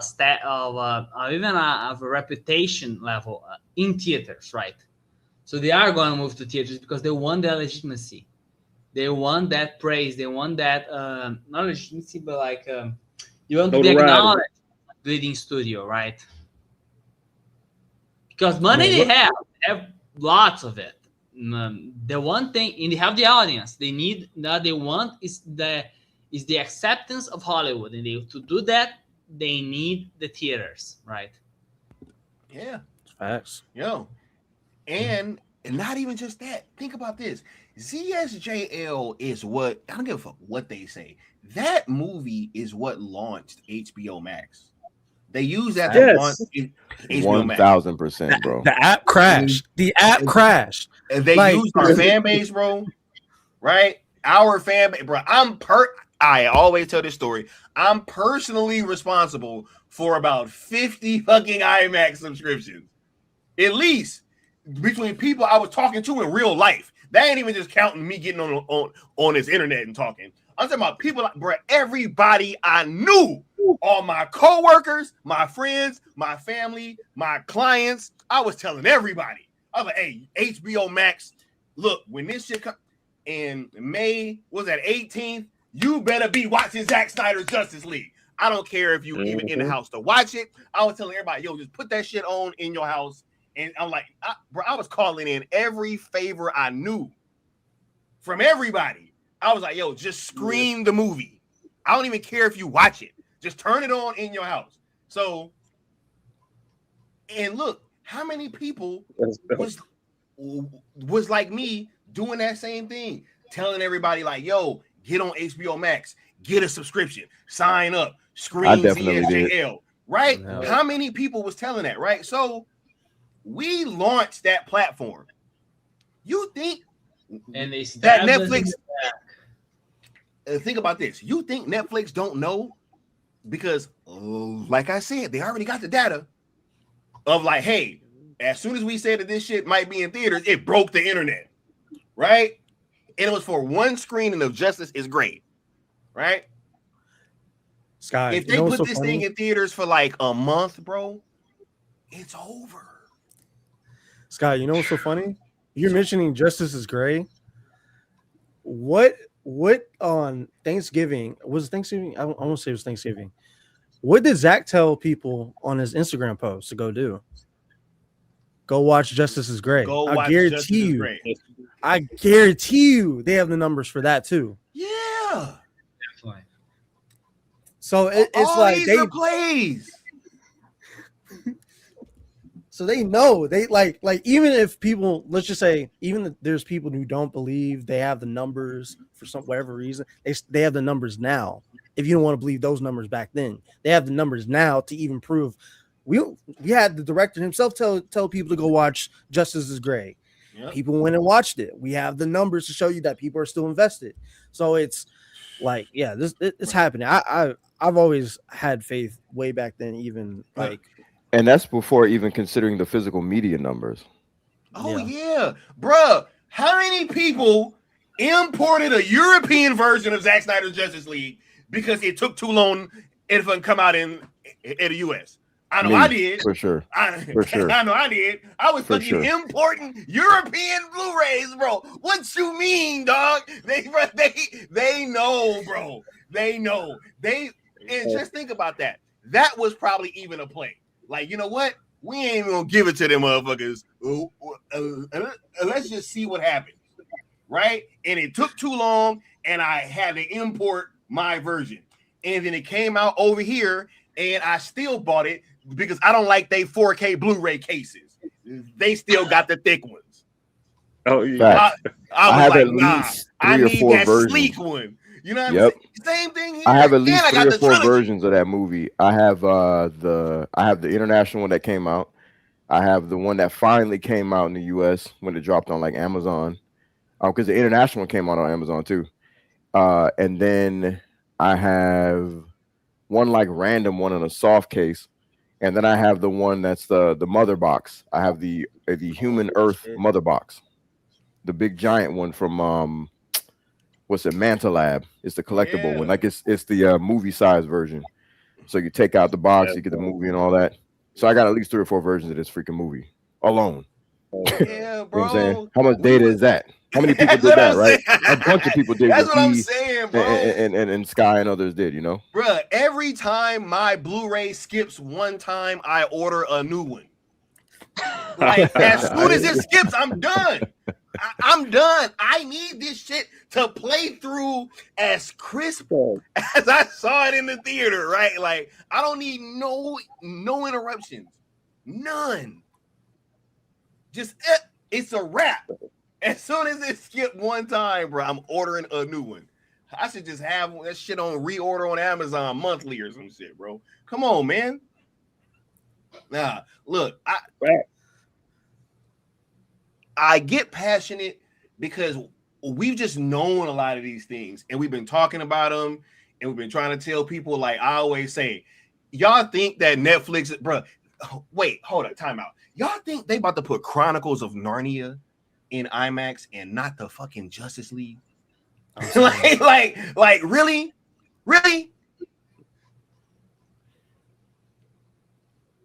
You've asked that question before, and it's still a great question. And like, you think they about to put Chronicles of Narnia? Because social media is delusional. They just want to hate Zack, so they will just clinch to and they will just say anything that makes them feel that they're not just idiots. But I'll even say this, even worse. There's people who don't like Netflix for some reason, but they're about to get what you like. So I don't understand why you're against Netflix when they're about to give you the thing that you want. Theory, we're talking about it on my Discord server. Is exactly like I have this opinion that is because the social media brain rot is more powerful than their love of Zack, right? Well, the thing is that this social is from media Netflix, aspect.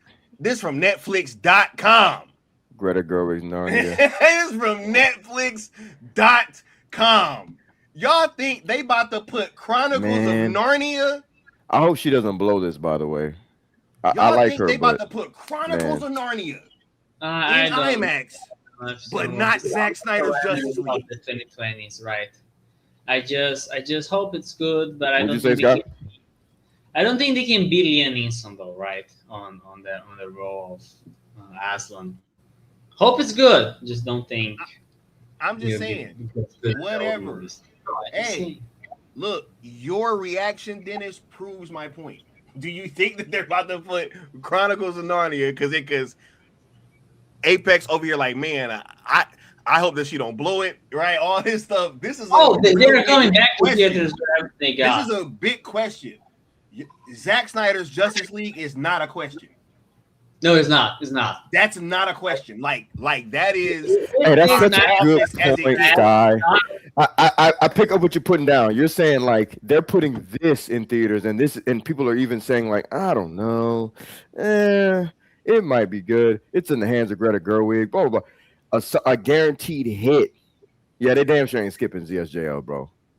They're not. Yeah, it's only furthering the point this guy is trying to say, man. 100%. 100%. Chronicles of Narnia. They're gonna make their money back too, because think about the cost then for a theater ticket and now, as opposed to now. Yeah, right. The average person going to see that, even though we gonna pay for the Blu-rays, it won't matter. We still going back $20, $25 a pop. Look, because I'm gonna just be honest. Hold on one second. If I was Netflix, I would just first thing I would do is to drop the air cut just to test the waters, right? Second thing I would, yeah, right. And like we don't need even to get this Snyder Cut because Zack's too busy with other stuff. I get it. Like, so let's release other projects of people who aren't that busy. Let's have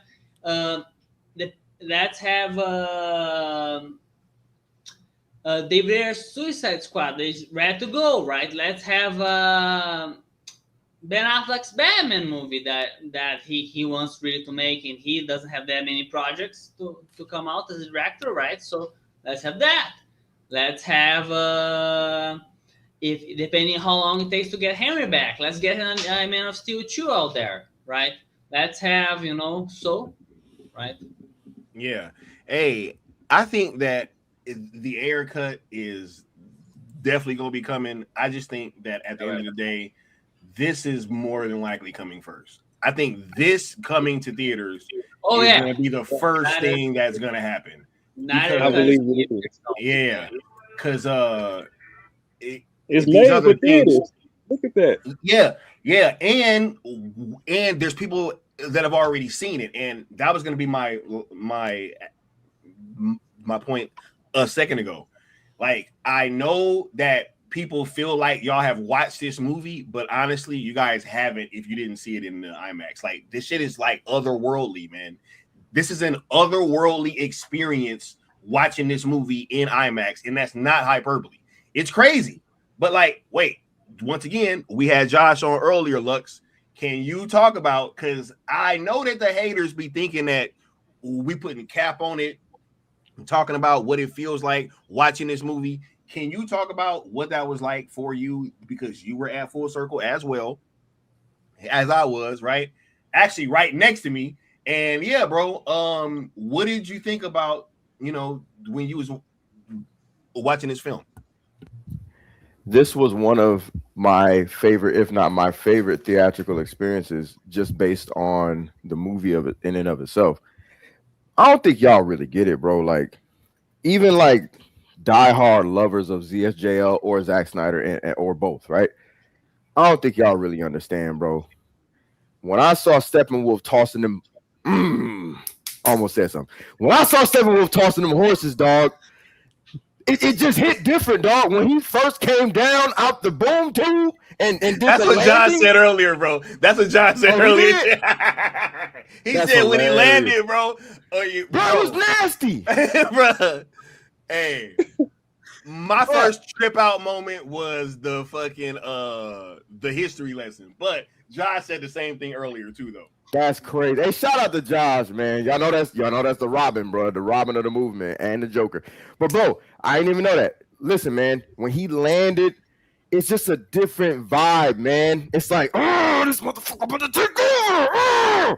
Like, bro, I'm telling you, right now I get hyped thinking about it, bro. In IMAX, bro, larger than life IMAX, man. It's another moment that I love too when her mom shot the arrow to get the message out to Diana, bro. Like, it was such a power. It felt ritualistic, bro. Like, they're walking. You could feel the tradition of the Amazons. This shit just hits different, bro. I know we've all seen it in whatever format we've seen it in, on whatever screen we've seen it in, right? But that you ain't seen it yet, man. No. You ain't seen it yet. You just notice way more, man. And yeah, it's like you're like in the movie almost. I'm sorry, I'm gonna shut up. Go ahead and keep going, bro. Nah, bro. Man, stuff, bro. When Superman came through, Man, I felt like I wanted to cry for joy. Like, yeah! No sadness, no none of that. Just like, let's go. And we did. We did. We all kind of went nuts. And everybody in there seen the freaking movie already. But when Superman showed up, it was just like, when he was like, not impressed. Bro, y'all, I'm like begging y'all, as in Netflix, show the people, man. We know they gonna do it, but I'm just gonna talk like I don't know. Give the people this, man. They need to see this. Put all the nonsense behind the scenes aside of why this happened or didn't happen. Who cares? We're past all of that. We're in a different realm now. The people have to experience this shit. When Darkseid finally saw the anti-life equation during the history lesson, oh my God. Like, the kid in me leaped because this is fucking Darkseid. And that whole fight is different, bro. And that whole fight is so different in IMAX. Like, it's so different. It's so different. I can imagine. How many of y'all are diehard DC fans on the panel? How many of y'all are diehard DC fans? Bro. Like, forget being a fan because Zach got you into it. I'm talking like, are you like, you used to read the comic books as a child? You used to watch all the cartoons. You used to wear the underoos. There you go. You used to rock the t-shirts. You used to watch Adam West. If you're a diehard DC fan, you gotta motherfucking see this shit in theaters. Darkseid was in theaters. Just to establish it, Fuck I mean, DC saw Batman Forever on the game books. Looks. Talk about this Flash scene too, bro. The Flash scene was crazy, dog. It was crazy. That's a cry moment, dog. That's a cry moment, dog. Like, we already saw, bro. It just feels, you feel it. I'm getting goosebumps thinking about it, bro. Like, when he got shot and you could see the fucking vitriol, the passion and the vitriol, where he's like, shit, and he feels like he failed. Like, if I didn't get hit, shit. And he's just like, all right, gotta go fast. And he starts zooming, bro, and he's like, and then you feel the confidence of him. Because when he's talking about the conversation he had with his pops, you can feel the confidence, like, I could fucking save us right now. I gotta fucking do this. I felt that shit. I was like, oh, Barry's doing it. Like, bro, why am I acting like this? I've seen this movie already. Like, but that's the feeling I had, bro. Like, y'all gotta feel it. And I was able to see this motherfucker twice.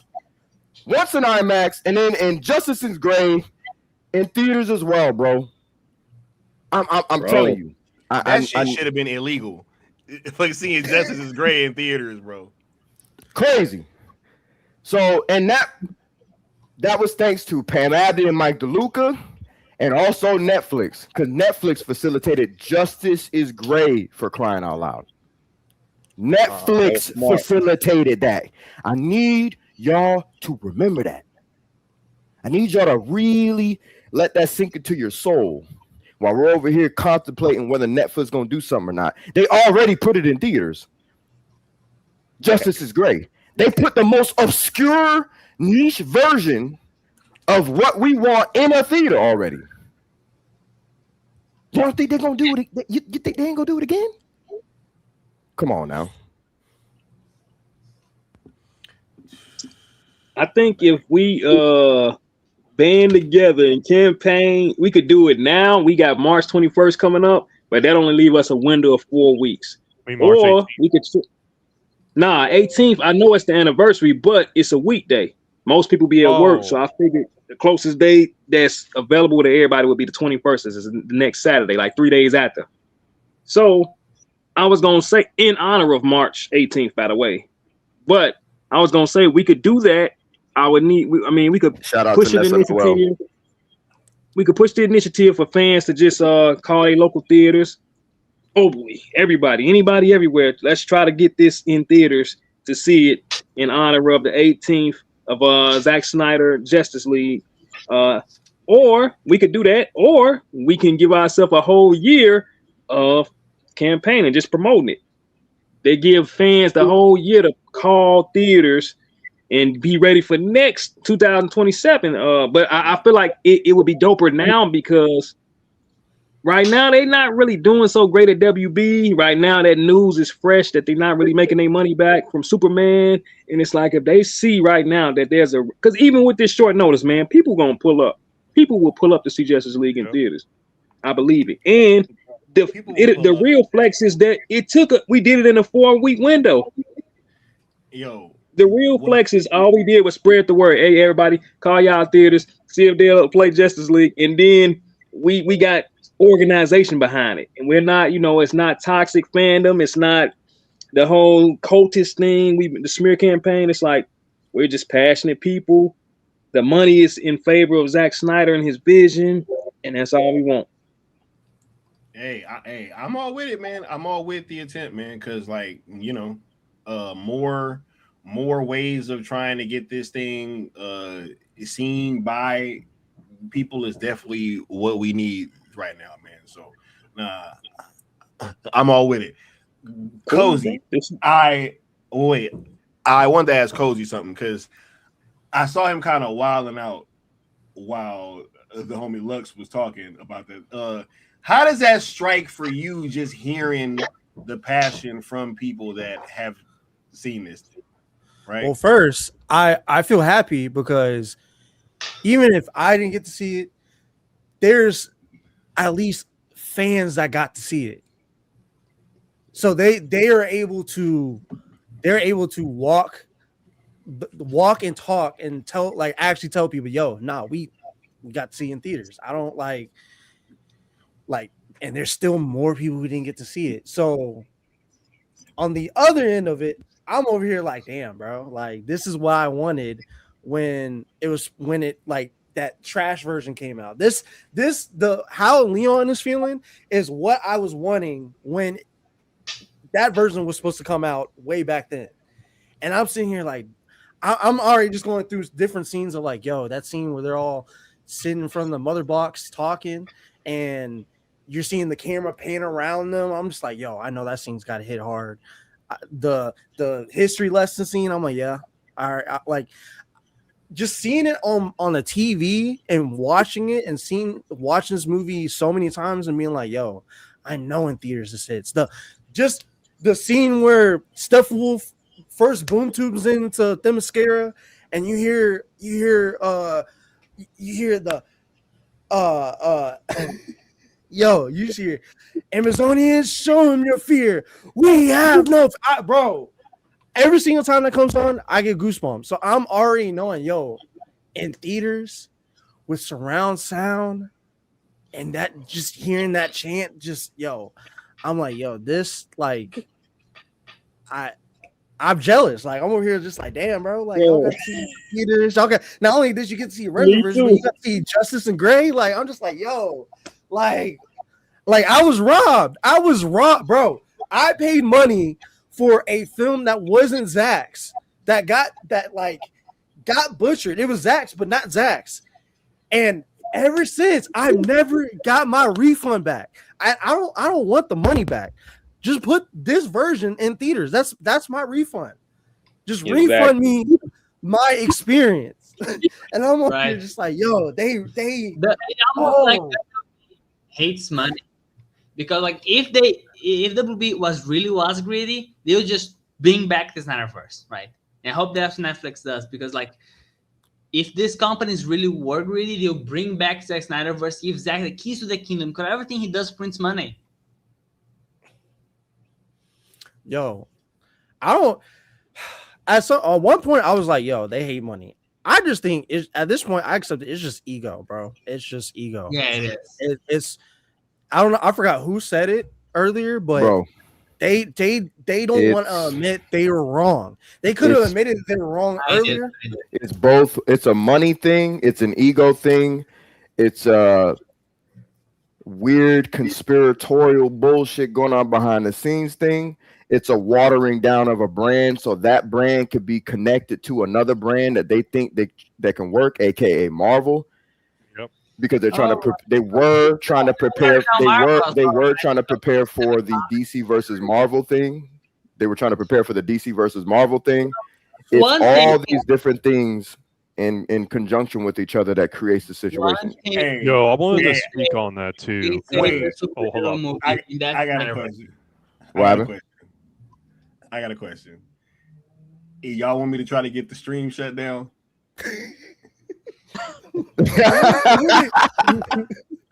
I don't know what inspired that question, but it must be gold. I have footage from inside of the screening. Let's go. You know what? Hey, man. Well, first, Sky, so that before hey, I'll play this shit. Let's go. Hey, I'll play this so y'all can try to like get understanding. Just heading up, they'll need to do a Criminal Code watch party because that show is amazing. Now we can shut down the show. Okay. Right. Do it. Shut this down. Do it. Let's see.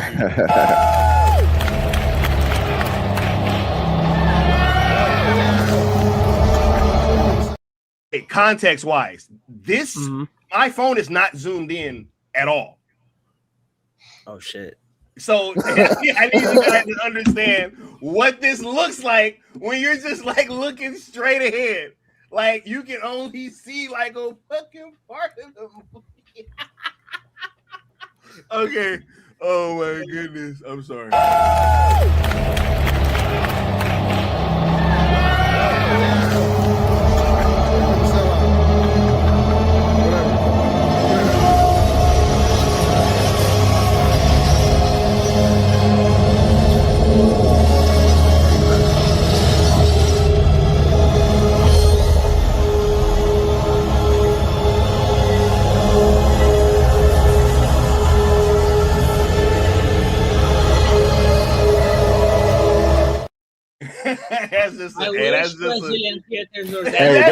They had to pan left and right.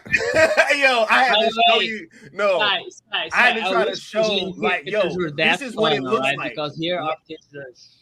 I'm like, yo, you can't like when you like you just looking forward. Like I had to show that this shit is like really that huge. Like I need you guys to understand what this looks like. Right. All right. Oh my god! I wish our theaters here in Brazil were that fun because here you cannot talking in theaters and cheering in theaters is considered unpolite, which can lose the whole point of a theater. And no, but this is a different kind of screening, bro. Because like it's the Zack fandom, and whenever people's names was coming up, everybody was going crazy. So you got to give it that. This wasn't a regular screening, bro. This was like Zacktivation on a million. I got more. Cozy's hot. Look at Cozy. They robbed me. They robbed me. I want you. I like y'all got to see. I was robbed. You were robbed, Cozy. They stared me in the face. I was like, Cozy, yeah, no. Tell the people why you feel robbed, bro. Tell the people why you feel robbed, bro. Bro, imagine, right? Like how you explained about, hey, everybody that you knew, go get a subscription to HBO Max to watch this. I was doing this for that trash ass bastardization of this movie, and I'm like, yo, no, look, guys, we're gonna go see this. I don't want to be spoiled the next day on social media. We gotta go see this. We went day one. I'm sitting in theater, popcorn in hand, like, yo, this is about to be amazing. This is Zack. This is like I seen Man of Steel and BVS in theaters. This is about to go nuts. Right. Dog, they go through the credits. They go on that hobo in the street saying, I tried. And then they get the Superman with the messed up mouth. I'm like, yo, what is this? This ain't Zack. This ain't Zack. And seeing this, bro. Oh my god, I'm mad, bro. That's why I don't like the studio. Let me just point something out that so you can understand Hollywood studios, all right? So in the 70s, so that's when the studios were kind of competent. So in the 70s, John Milius comes to a studio executive. John Milius, writer for Apocalypse Now, Red Dawn, all that stuff. He comes to a studio executive and starts telling a story to that studio executive. And she says, "Oh, that's not a good story. You should try another story." And then nobody's gonna like this story. She leaves. And John Milius turns to his friend and says, "Some people just don't like Shakespeare. Some people just don't like Shakespeare." He was telling her the tragedy of Macbeth, one of the greatest stories ever told, and then she didn't get it. She didn't recognize it and thought it was bad. That's the kind of level of stuff they need. Another story. They didn't know Krypton blew up. They saw, not even like they don't know in the comics. They forgot that Krypton blew up at the start of Man of Steel. They were like, "Yo, why can't he go back?" They said that. No, they said if he blows up the spaceship, how's gonna go back to Krypton? Yeah. Which not only makes them forget the plot, they forget the entire theme of the movie, right? So like, yeah. But here is my question. They made me so mad they messed up my camera, bro. This is crazy. Y'all want me to try to get this stream shut down again? Do it. I mean, we already did the first time. Do it again. Do it again. I need more passion. I need to understand why I was mad in the first place. Go ahead. I need to understand why I was mad. Do you? I do. I need this. Man. The guitar, bro. That team suit up scene, bro. That thing, you're locked in. You almost can't even describe it, bro. Like, you can't see the whole thing just looking. You have to like look around. It's like you're inside the shit. Like, it was crazy. Guys, can I tell you what was one of my earliest memories in terms of theaters? Mm-hmm. The trailer for Man of Steel. I don't even remember which movie we were going to watch. And I was watching the trailer. It was like, oh, this. Yeah, I didn't have any idea what it was. But the second I realized that I saw Superman flying, I was blown away because I didn't realize superhero movies could be deep like that. You said this is Man of Steel? Man of Steel trailer. Oh, gotcha. The teaser for Man of Steel, I saw it in theaters. I still remember how awestruck I was that it was a Superman movie. Not because of Superman flying, but because of what came before, the moments of character, the moment of introspection. I didn't realize the superhero movies, especially Superman, could be like that. In that moment, I realized the genre was something special. And Absolutely. then I eventually dropped off of it because of a certain Jerk Whedon and a certain James Gunn or a certain Frank Waititi and a certain franchise that was led back having fraud. And at the end of the day, I gave up on it. And then I found out about BVS. I was back. I got two things to say real quick. No, go ahead, Curly. Yo, so y'all were speaking about, like, earlier y'all were speaking about how, like, they've been trying to downgrade DC to get crossover with Marvel. Well, here's the thing that I've been noticing recently is, like, kind of like what Sky was mentioning, how when Zack was at DC, Marvel was good. But when Zack left, Marvel started to fall off because they wouldn't be able to steal any more script ideas. The thing is, they have been trying to they were playing this crossover route for years. And now that they won't be able to do it, they're going to be in panic.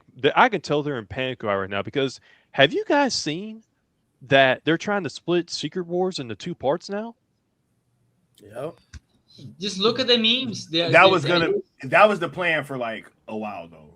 I was just watching an Army YouTube video and they joked that the Marvel was so desperate they intended to resurrect Ron Reagan, Marlon Brando, and King Tutankhamun to become part of Avengers Doomsday.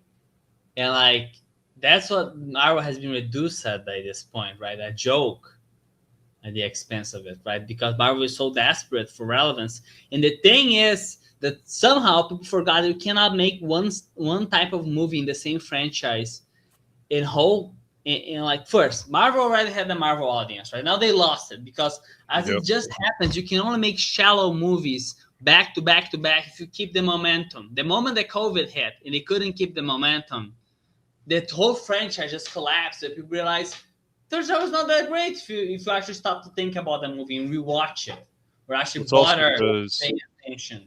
Also because they couldn't copy Zack anymore, which they won't be able to do that anymore completely. So, you know, now everybody's going to be tuning into the SnyderVerse once this thing happens. Everyone's going to be tuning in for it. That's a 100% fact. There's new people. There's new people doing reactions that hasn't seen any of Zack's DC work, and they're becoming fans like now. Yep. So, literally, it's literally what we like. I've seen people say in the comments. I've seen it's literally that last piece on the storyboard. The world will become the Justice League. That like this is literally just written out. Like, yo. Well, BVS predicted on reception, basically, right? If you pay attention to it. Yeah, BVS predicted reception for BVS, so it makes sense that the Star Wars predict what's going to happen to SnyderVerse. You know what I noticed? Mm-hmm. I'm sorry. I noticed that go ahead. For a long time, it was pushed this whole Zack is too dark, his movies, basically his cinematography was too dark. And I'm like, visually, he does have dark ideas, but it's more relatable to the real world.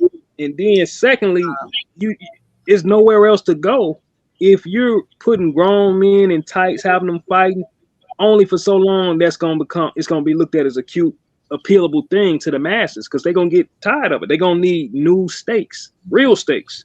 And we can't put them in an Adam West versus scenario or some situation where the worst case scenario, they fight with somebody. It's like, no, it got to be world building, world ending. Somebody gonna die. And Zack does that better than anybody else when it comes to superheroes. Outside of, arguably, I say comparably to maybe Nolan, but other than that, they had to follow suit. Like that interview when Zack was sitting with the Russo brothers and they was eating a pizza. They was like, yeah, man, you got any ideas? And Zack, he was like, he was like, Everybody know who the blueprint is, bro. Everybody know. Zack called that. He was like, I can't get it out. Can I point out first about the visuals, cinematography? I don't think his visuals are that lack of color. It's just that he uses color in a very thoughtful and no. All of wait, hold on. All of that shit. Wait. The colors, right? He doesn't hold on. No. As a thematic purpose. For example, hold on, Dennis. All that shit comes from one scene. That's why I don't even like having that conversation. All that shit comes from the interrogation scene where Superman suits fucking look all super gray and fucking Lois Lane fucking looks gray. Guess what? It's gray inside of an interrogation room. Exactly. I'm tired of that whole Zack color fucking conversation came from that one scene.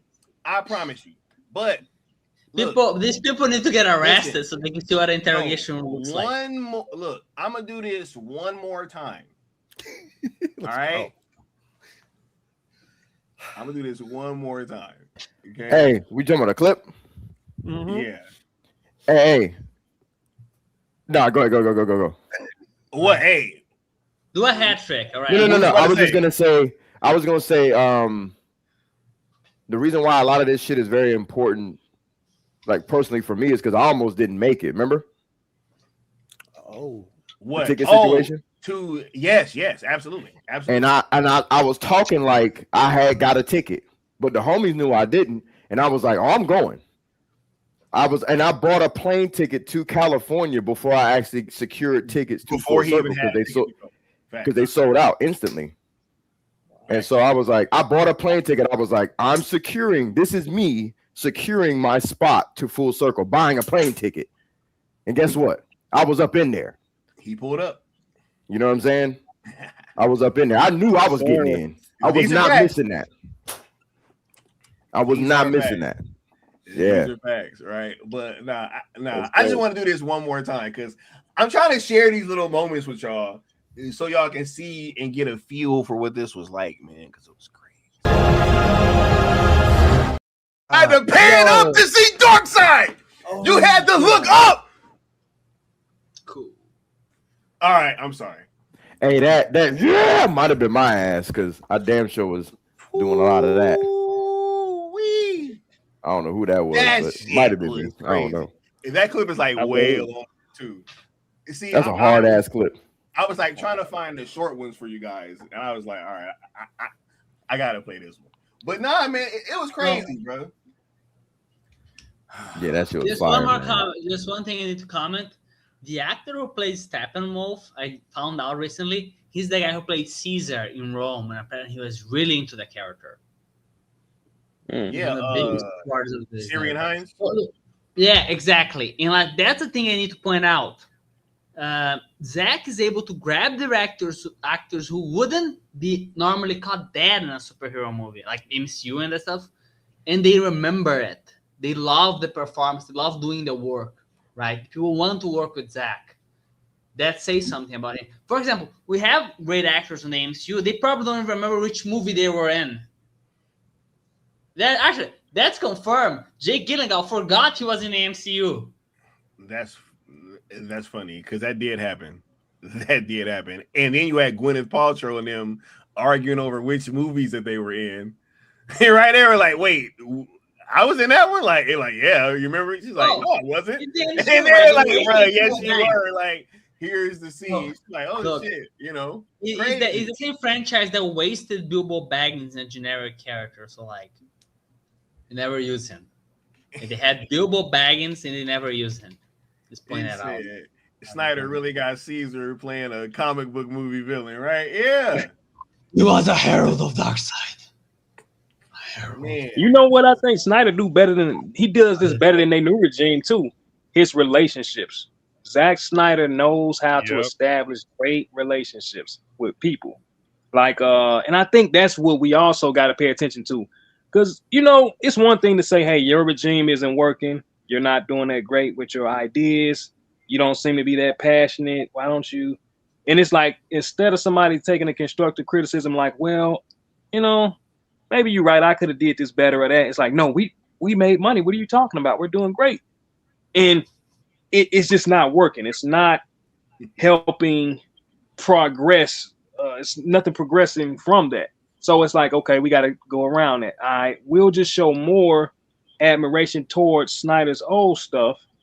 And as a whole, as a fandom, we're not going to talk about how bad anything is currently. We're just going to show and express what our fandom looks like when we actually like something.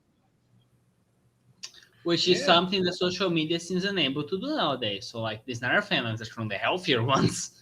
Like take the gun fans. Not shut up about how much they hate Zack. Like it's clear that they don't actually like Gunn. They just love hating Zack. Yeah, nah. That's exactly what we did though, and that's why it was so key. By the way, and like why we got this thing moved over there in the first place. By the way, just a reminder that coined the term "our farm" to insult Zack and became a compliment immediately, and everyone then just took our farm as a compliment. Like it took days for it goes from an insult to a compliment because anyone in the brain knows that movies need aura. All right, it's like art is a primarily an emotional and especially a sensory thing. You know, a sensory art form. Art in general is supposed to be sensory and emotional, rational. Third actually is first is sensory, second is emotional, third is artistic, is cerebral, right? Intellectual. So an aura farm movie is actually good because aura is how you communicate what's being told, you know, especially visually. Yeah. I mean, well, that's the thing. Even when people say, hey, you know, Zack has good visuals or he's like a visual filmmaker. Well, movies are a visual form. Like, what are we talking about? Like, you watch movies, right? So I don't understand what these, you know, he has good visuals, but man, get out of here, right? Yeah, it's great visuals. These films have been resonating with people of all ages, sexes, creeds, colors, religions, races, whatever you want to call it. Like, and I really got a sense of that at that Rebel Moon double feature premiere. because it was everybody and their mama there. One more That's a fact, bro. My right. All walks of life. Wait. Let me say this real quick. Yeah.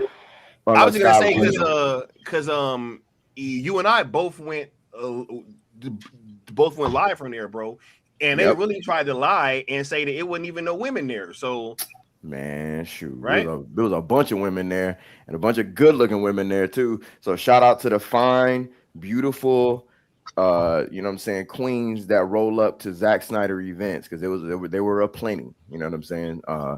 This is what I was gonna say too.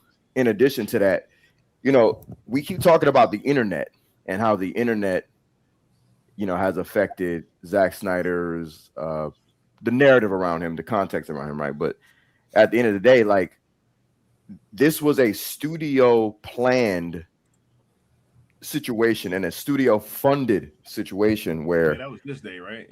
Yeah, there we go. That's the whole. That's yep. Pulled up. Yeah, the homie Chris Brown, Sky behind Zach, myself in the center there with the gold and black shades on. You know what I'm saying? Yeah, man. I forgot the homie right there in the blue blazer. I forgot his name. That's it starts with an A. I don't remember how to. It's like Adrian. Yeah, it's like Adrian. Yeah. Yep. But no, I was just gonna say real quick, like, the internet, just like Bat Dan saying, it's not a real place. But also just to really give context to everything, like, Zack Snyder was not going against regular criticism. This was criticism built on the back of something that was funded by a machine, man. It simply was. And then you had the studios who put him out there not having his back. For the first time in film history, a major film that's making money was allowing a major media machine to destroy it. That's kind of nuts to me. Whereas before the movie even came out, what was the word? That executives were giving it a standing ovation. I was a part of a fan screening of Batman versus Superman, for example. That was literally there was an ovation, and there was an ovation there. As we were all trickling out of that viewing, we were all discussing, people who knew each other, people who didn't know each other. We were talking about the movie, how nuts it was, how it felt like a big budget indie film. Like, the conversation was varied, but the conversation was positive. It was very thought provoking. Fast forward to the internet around that time frame, and it was what that was going on. Sky, you remember the phrase? You always remember it. The bots. Batman vs Superman will be a 2-hour tracking shot of all the DC superheroes crying in the ring. Bam. That was going viral. It was a bunch of bot accounts that were just, and that was our first all tweeting the exact same fucking thing. Like, who all tweets that? Who would all be saying the exact same thing? Batman vs Superman is going to be a 2-hour tracking shot of all the DC superheroes crying in the rain. That's absurd. To think that thousands of fucking accounts between that same thing, bro. So that's why I say, like, cool. Like, we know the internet sucks, but, like, we cannot forget that people like the Puffer, the Trollman here in the chat, were a part of a multimedia campaign that just strictly went against Zach and his work. Why would you take the time out your day to create your name and have Trollman and not even just like, you just gave it away? Like, hey, yeah, I'm a troll. Like, bro. Hey, goofy, right? Let it go, because that's what they want. You know what I'm saying? Right. But y'all get what I'm saying, right? Like, this goes, and it sounds strange, but it goes beyond just like simply going, oh man, they don't want money, and oh man, people on the internet don't like. No, it's deeper than that, man. Like, and we know it's deeper because now we see, you look at the present, right, with Netflix securing Warner Brothers, right? Look at the battle that it's not even a battle, but look at the fake battle that's trying to ensue with the acquisition of Warner Brothers, right? But this shit is mad fake. Netflix has it in the bag, and yet there's this goofy little war that's trying to brew. And I'm not going to go too much into a tangent of it, right? Because me and Scott talked about that behind the scenes, but it just shows you, like, that a lot of this stuff is manufactured, man. And it's manufactured for reasons that people they just simply won't understand because you'd have to think a little bit deeper than films. You know what I'm saying? I'll just leave it at that. I will point out that even though I am a novice in my chosen field of profession now, I'm pretty sure that if I went to any of my teachers and I pointed out the kind of behavior the Snyder haters are doing, they would say, or teachers are professionals, they would say these people need help. Because like I feel bad, and that's like, no, I'm not gonna be a good psychologist, because I feel bad for the Snyder haters because they waste so much time in their day just to come down here and hate on Zack Snyder and hate on his fans and try to pick up a fight that I'm like, dude, don't you have a life? Yeah. I don't feel bad. I mean, feel bad. half the time, hey, I was gonna say half the time if they be bots, so they kind of don't have a life. You know what I'm saying? If you kind of think about it. But anyway, that's my point, Sky. That's my point. Like, I'm so like, hey, what did Josh say in the chat earlier? Josh he put a very famous Zack quote. I'm so down the road on that shit. Like, I'm so beyond this talk of people hating, because like, if once you peel through the layers of the Matrix, you understand that like you're not even arguing with real people. You're arguing against a budget. Essentially, these people are a part. These people or these bots are a part of a damn budget. That's fine, bro. I'm not even. And think about that. In spite of all that, this man made films that made nearly $1 billion to $1 billion adjusted for inflation, and he still got the comic book films in a chokehold. Against all odds, there's still that, right? It's interesting stuff. Crazy, bro. Nah, it don't even make no sense, bro, to kind of think about it in that way, because you're absolutely right, bro. It's like you're going against a budget, right? And it's literally people that aren't real half the time. You know what I'm saying? And then even if they are real, they're still bots. You know what I'm saying? Because like, who the hell, think about that. What sense does it make to just be in the chat talking shit about Zack? Like, just think about that. I would never do that. I would never go into a chat of like, you know, I mean, it's all types of stuff that I don't agree with. You know what was my thing? My Little Pony, Zach or Scott? Yeah, bro. My Little Pony. They Starship Troopers movie and tell I want to flog Paul Verhoeven, right? They don't do that. I always say, look, if I would have started a hashtag called Make Con Air 2, y'all think that this would have happened? That's it, right? Like, no. Right. No.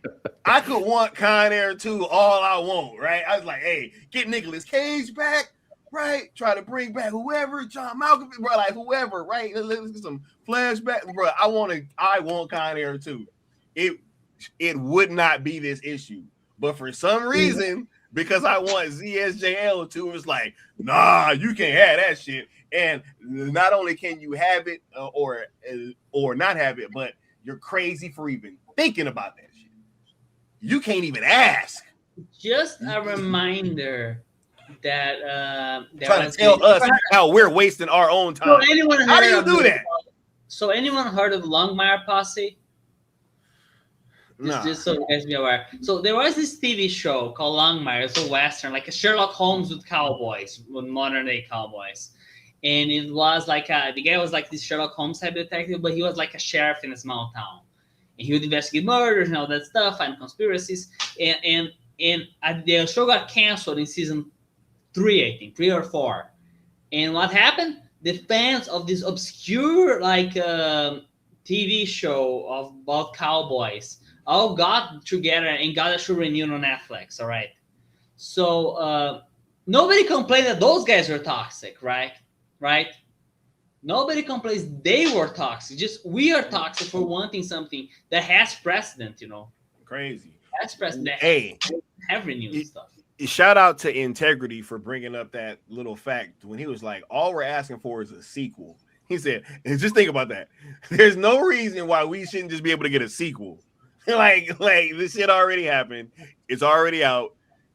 Like, why is it so different when we're talking about Zack Snyder's Justice League, right? Like with the theater situation earlier. But let me go ahead and pass it on over to Rebel Moon Theory, because we about to start actually shutting this down, and he got to dip out anyway. But RMT, what's on your mind, bro? As you dip on out of here, man. Well, I'm going to continue studying in school like I should. And yeah, it's just we're getting closer and closer and close. I know it's close. March is coming up. We got March 18th. And also on the 31st, we have the release of Rebel Moon Nemesis, the all-in-one edition that's coming out. It's available pre-order now, but it's coming out on the 31st of March. And other than that, if I don't have any like super nothing going on, man, I gotta hit y'all up with some Rebel Moon Bloodline at some point. Yo, I'm down. We gonna hop on too, bro. But I'm about to get a capture card pretty soon, and so I'm gonna try to make sure that we gonna be able to stream that. But hopefully we get that console announcement, because I would love for that to happen. Oh yeah, and I could be able to download that much easier. Heads up, or like play it much easier on stream, rather, right? Yeah, heads up. I just want to say this: whenever that game releases on PC and console, I will be having a trending day for the PC and console release ready to go. Just want y'all know. Hey, that's what's up, bro. See, shout out to Rebel Moon Theory, bro, putting in that work for Rebel Moon, the biggest Rebel Moon fan on the internet, on here, blessing us on the Zack Snyder Hour, bro. Much love to you, and thank you for pulling up, man. All right, you guys have a wonderful day, and hope to see y'all on the other side of the galaxy. Rebel Moon Theory still on my Discord. Same to you, bro. Take it easy. You too. Y'all take care. See you. Yeah, we are about to start closing this thing on out. As soon as we start getting everybody's final thoughts, right? Can I start? Just because I also need to go. Oh yeah, for sure, bro. Go ahead and do your thing. So it was a pleasure. Nice to finally be on the panel. So first and foremost, I invite you all to check out my channel. Don't post often, but I post good stuff. I try to post some quality stuff. I'm trying to get a new music video ready. So if you guys want, you can look it up there. Second, I gonna go back. So glad we're probably gonna get a SnyderVerse back. So that's reason for celebration. I personally will brag about it the second it comes out. I'll come down to every single Snyder hater and brag to their faces. Not really, but I want to do that. I want to get a SnyderVerse back and brag about how. But let's wait until the announcement. I was right. You brag about it. All right. Let me just emphasize that. All right. Wait until it's officially announced, then we're gonna brag about it. And also, and just in other piece of good news that's not related, but I need to tell you that we might just get a Noir 2, and if that's the case, I'll be just so happy. Because Rockstar, if you don't know where Rockstar bought a studio owned by former LA Noir devs, so comprised of former LA Noir devs, so everyone is like probably gonna get a Noir 2. So that's something else to look forward to alongside the SnyderVerse. So it's gonna be a great year if you get a. I might stream LA Noir too. You know what I mean? Oh, LA Noir is amazing. LA Noir as well. I was hoping for 30 Shanghai setting or 70s New York, but that's not a story. Anyway, I'm gonna go back to reading my Roswell fanfic that are like 50 chapters in a day. Goodbye. Much love, Dennis. Fair winds, gentlemen. Fair winds. Thank you for stopping through, bro. For sure. Thanks, bro. All right. Yep. L Turner, bro. What's your final thoughts as we close this thing on out, Brody? How you feeling? Man, feeling great, bro. Really good that I got a chance to talk to you and some of the other fellas on here. I think I said everything I needed to say. My ideas, they just came to me one day. It was like, why can't we do this? So basically, I just think it's about, I know you've been doing a lot, bro. A lot. Like, I'm late to the party, but it's like, what could I do? Is there anything that I could do to contribute to this? And that's where the idea just came. So I got a couple pages, man. We really should link. And I was thinking, I'm just gonna give you the pages you can find me at, and that'll be it.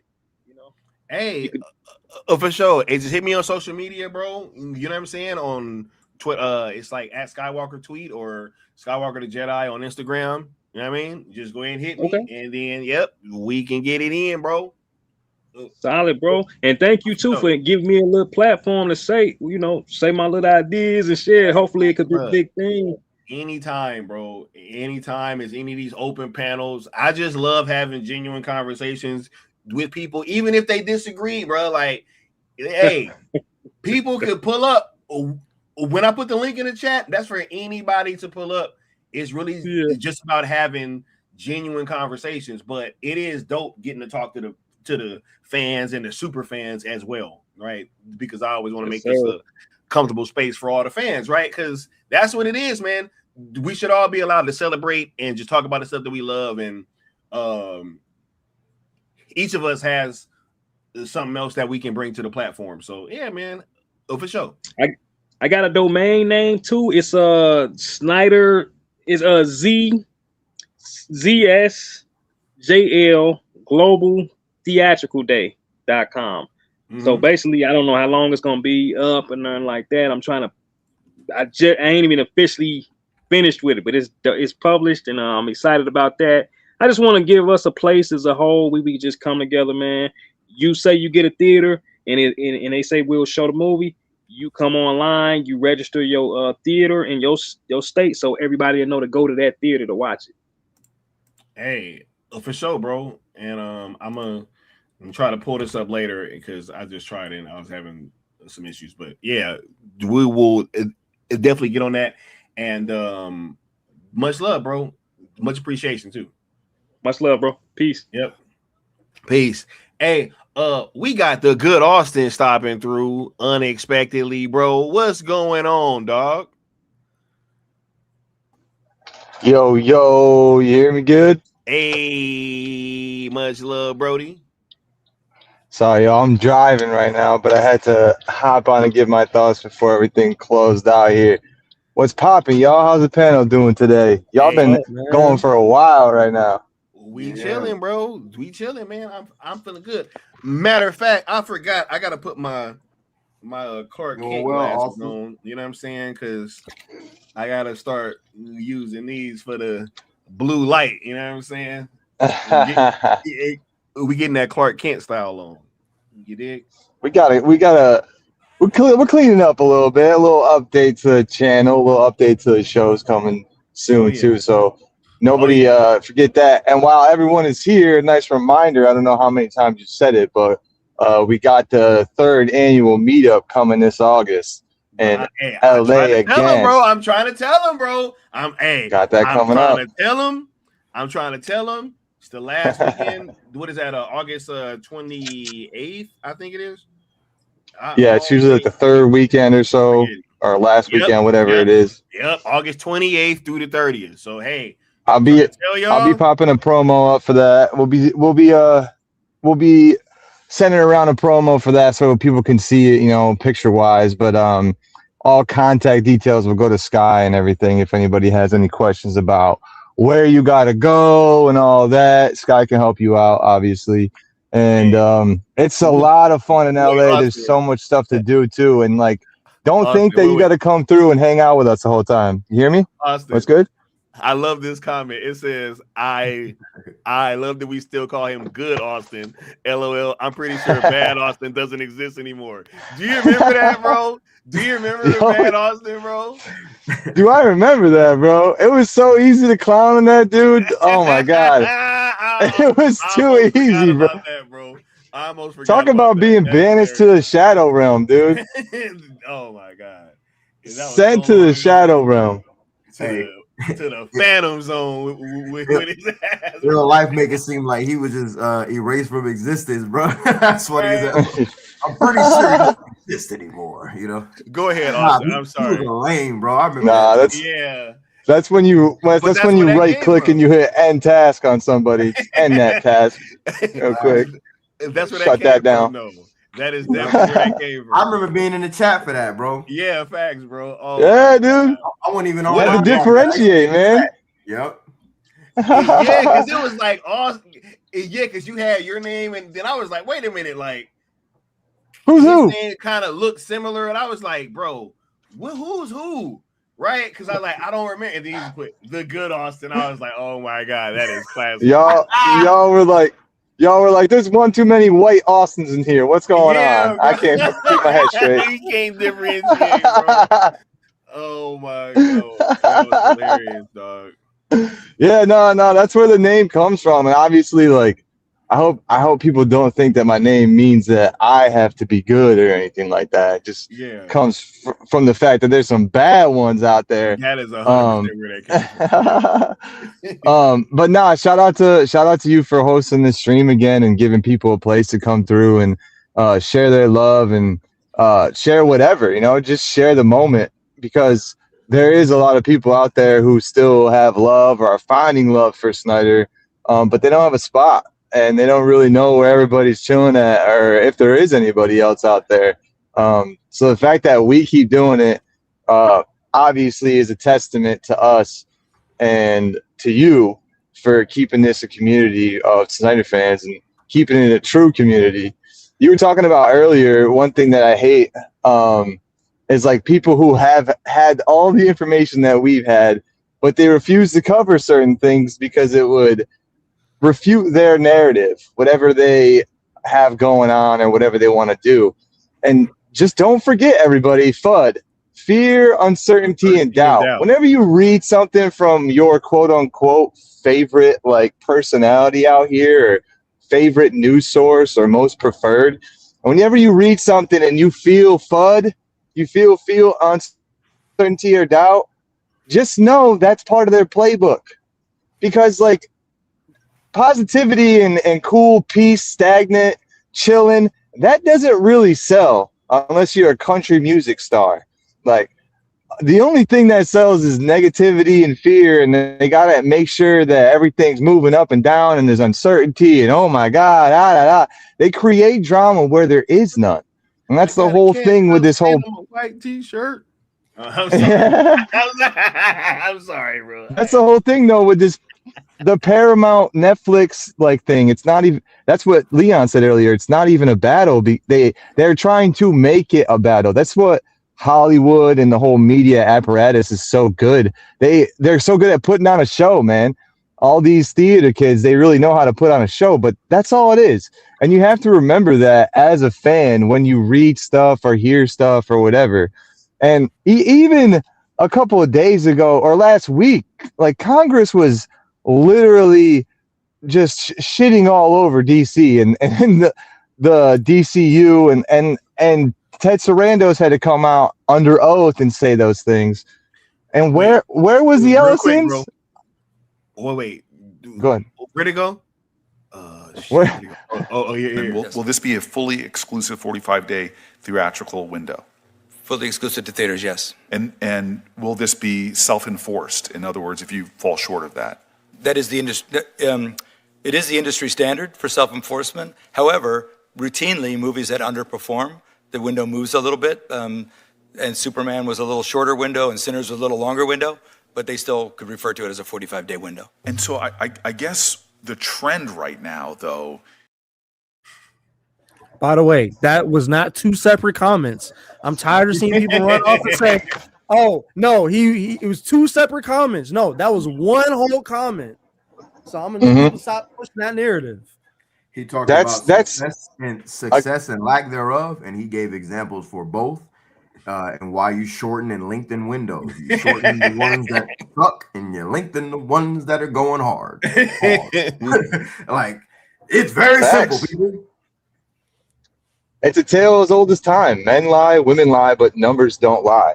And the government isn't going to fucking believe your lies when they're looking at the numbers, and they have the numbers because you have to give them the numbers. And it's another thing, one thing that people haven't pinpointed, I want to bring up, where everyone's like, well, wait a second. They said that Superman made a profit and blah, blah, blah, blah. And then they wonder how we got our number of their budget being inflated over $550 million because we started with the Ohio tax form. And in recent news, that is like the second most fraudulent state for taxes. So any reason why they would file their taxes in fucking Ohio? I know that they filmed there, but you know, how do they make money? I don't know, probably fraudulently.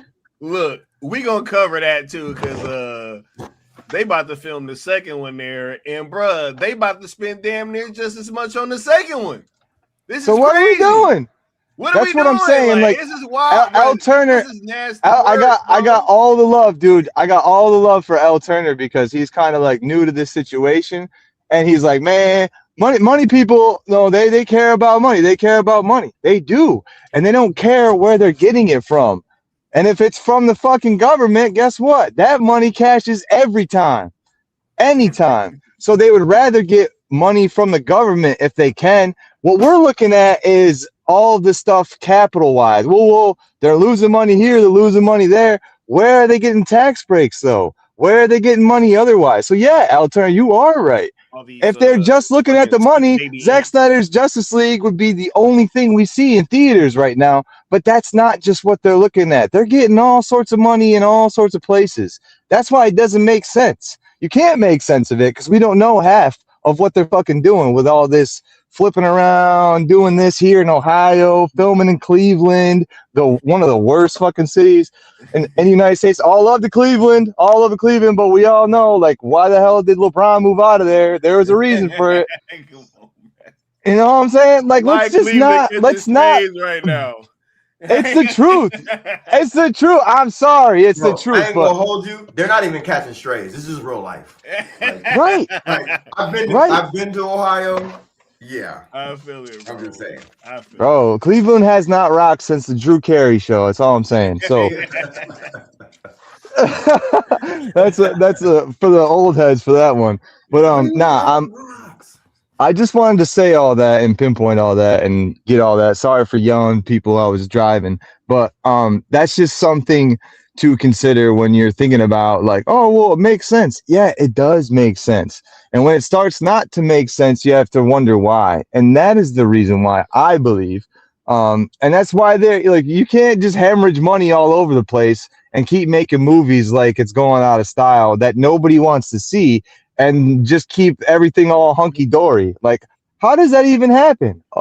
It's because it's pretty much fraudulent. But anyways, I just wanted to get that out and say my piece on that. And I'll say my final words right now. Much love to everybody. Happy 214. 318's coming up. Just keep an eye out for some more of the most effective. Hey, much love. Much love. Let me say this too, because you're absolutely right, man. This thing is not just about money, because even when you look at the gaming situation, it's something very similar was happening in gaming, and it turns out that these studios were getting money from companies like Sweet Baby Inc. and all that stuff, and they were using that to offset the losses that they would get from sales. So it was like they didn't care about the games not selling because they were making money from this company, which, you know, who knows where that money was coming from. So yeah, it's just a thing of, there's all types of trickeration and stuff that goes on in ways that, because look, just look at this. It makes no sense. This movie we just heard from the head of Netflix that movie underperformed, and they're spending $330 million on its sequel. Why? How? Who even greenlights that? Like, what are we doing? It makes no sense. And why? I'm sorry. Bro, that's a visual representation of me right there. One more. Why? That's nasty work, bro. Bro, the way he looks back at the camera, though. You know? Just waiting for like a real answer. Anybody. That's nasty. Anybody. Work. Yeah, I appreciate you pulling up though, Austin. It's always a pleasure, bro. But yeah, man, it's like this thing has never just been about money. Because think about that. They would have made more money if they would have just released the 214 cut. Think about that. But no, they did the opposite. They would have made more money if they made Wonder Woman 2 like they made the first Wonder Woman, but they didn't. They would have made more money if they would have released the air cut, but they didn't. Right? It's like there's all these opportunities they've had to make more money, and they've chose not to.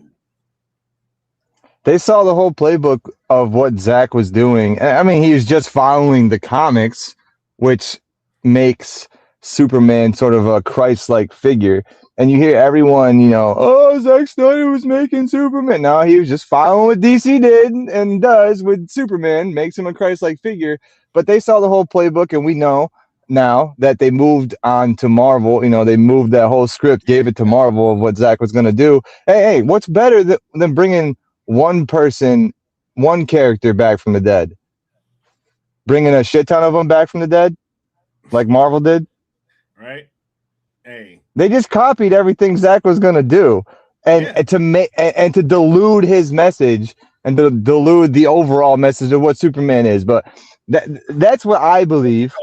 They really hate on Zack Snyder and the whole force against Zack Snyder. It's way bigger than just comics. It's what it represents.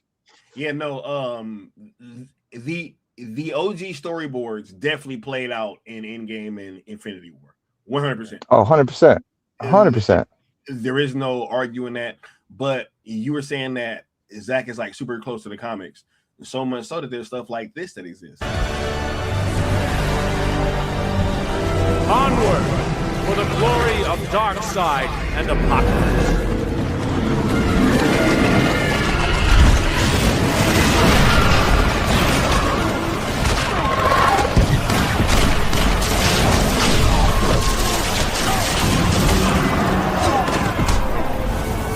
But the biggest shock was the revelation of the invasion leader's identity. Superman. In the wake of this week's dramatic developments, we asked the people of Metropolis how they felt about the Man of Steel. Yeah, if you ask me, the bum ought to go back where he came from. I'm locking my bedroom door at night. Don't listen to them. No, they're right. I did lose control, and it scares me. If I can't trust myself, how can I win back the trust of an entire planet?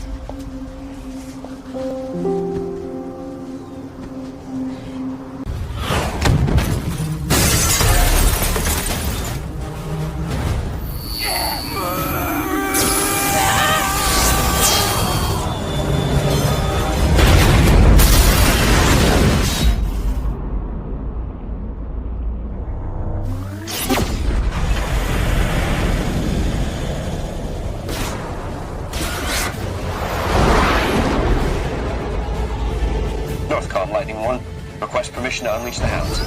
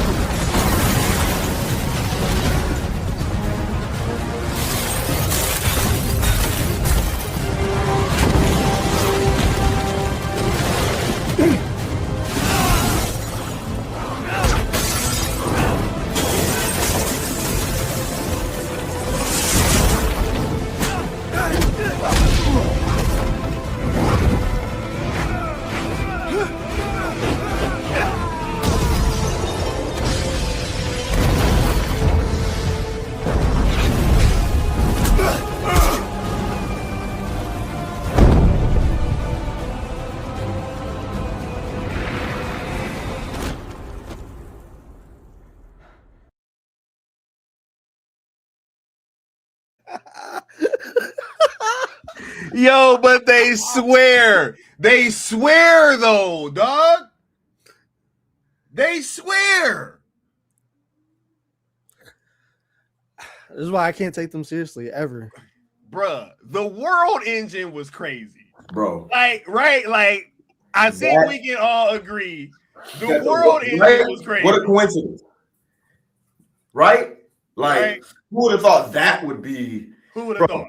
I'm gonna say this and I'm gonna pause again or mute again. Zack Snyder has been serving y'all DC from jump. Fucking peak, bro. From the comics to the cartoons, dog. This is crazy. Crazy.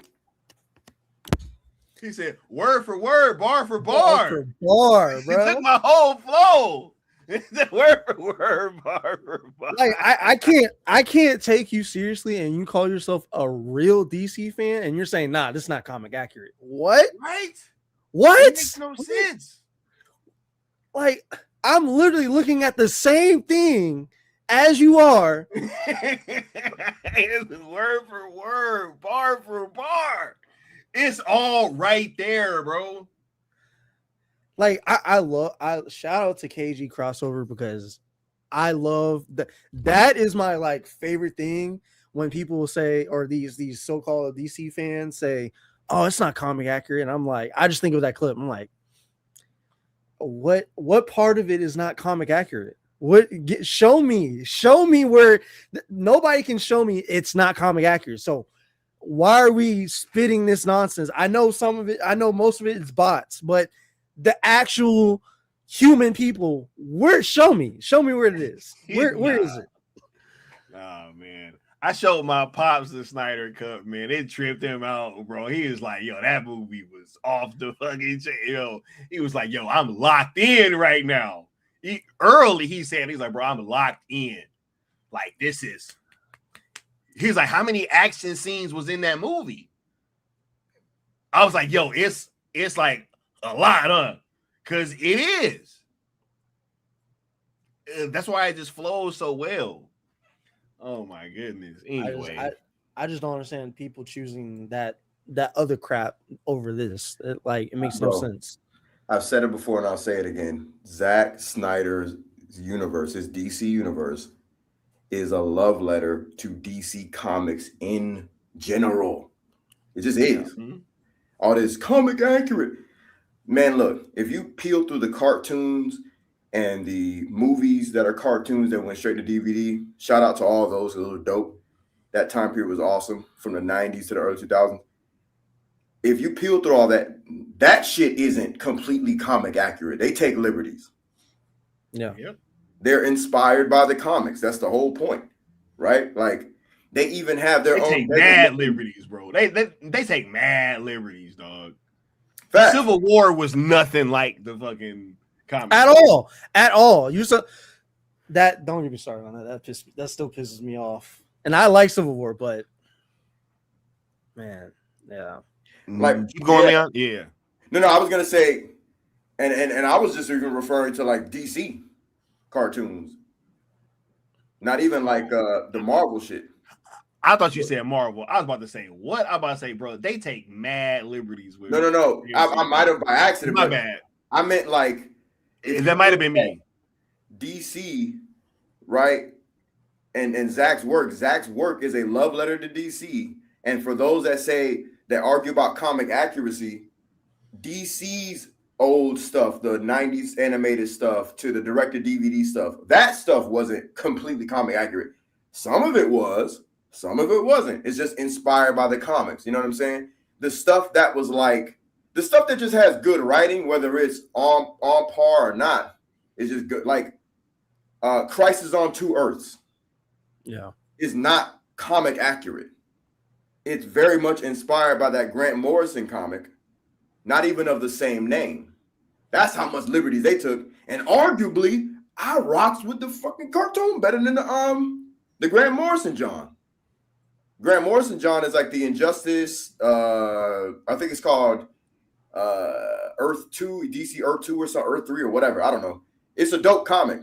But what they pulled off in Crisis on Two Earths, fire as fuck. They were inspired by it. Same thing Zack did. He looked at all the works. We're talking nearly a century's worth of comic book lore. And he plucked certain things that were iconic and put it on the screen for the story that he wanted to make, while Warner Brothers is over there flopping back and forth, not knowing what the hell to do, but telling him what he should be doing, right? Imagine that. Imagine that. You got somebody breathing down your neck to do this, do that, do this. He's like, all right, this is what I got. I got a finite set of movies that I want to make here. Crazy. And maybe some spin-offs out of those things. Who knows? But I got a beginning, middle, and end to this whole story. And it's a love letter to DC. You know what I'm saying? Like, because this ain't a comic book. Everybody else can get in where they fit in, right? Like, yeah, bro. Like, and just like the comics, y'all can do a damn reboot. Yeah. Off of the back of what I did. Right? Because that's one of the things that I always appreciated about the difference in the DCEU to the MCU was that the DCEU felt like one continuous story, where the MCU was feeling like, okay, this is this thing where it's all over the place and we're just gonna team up every few years, right? Where it was these other stories that weren't really connected with one another, whereas so it was the opposite with what like DC was doing. It just felt like one continuous story, which was perfect, right? I'm like, we can have both, right? The best thing about the DCU too, that really outshined the MCU for me, how quick they establish a lot of things. Yeah.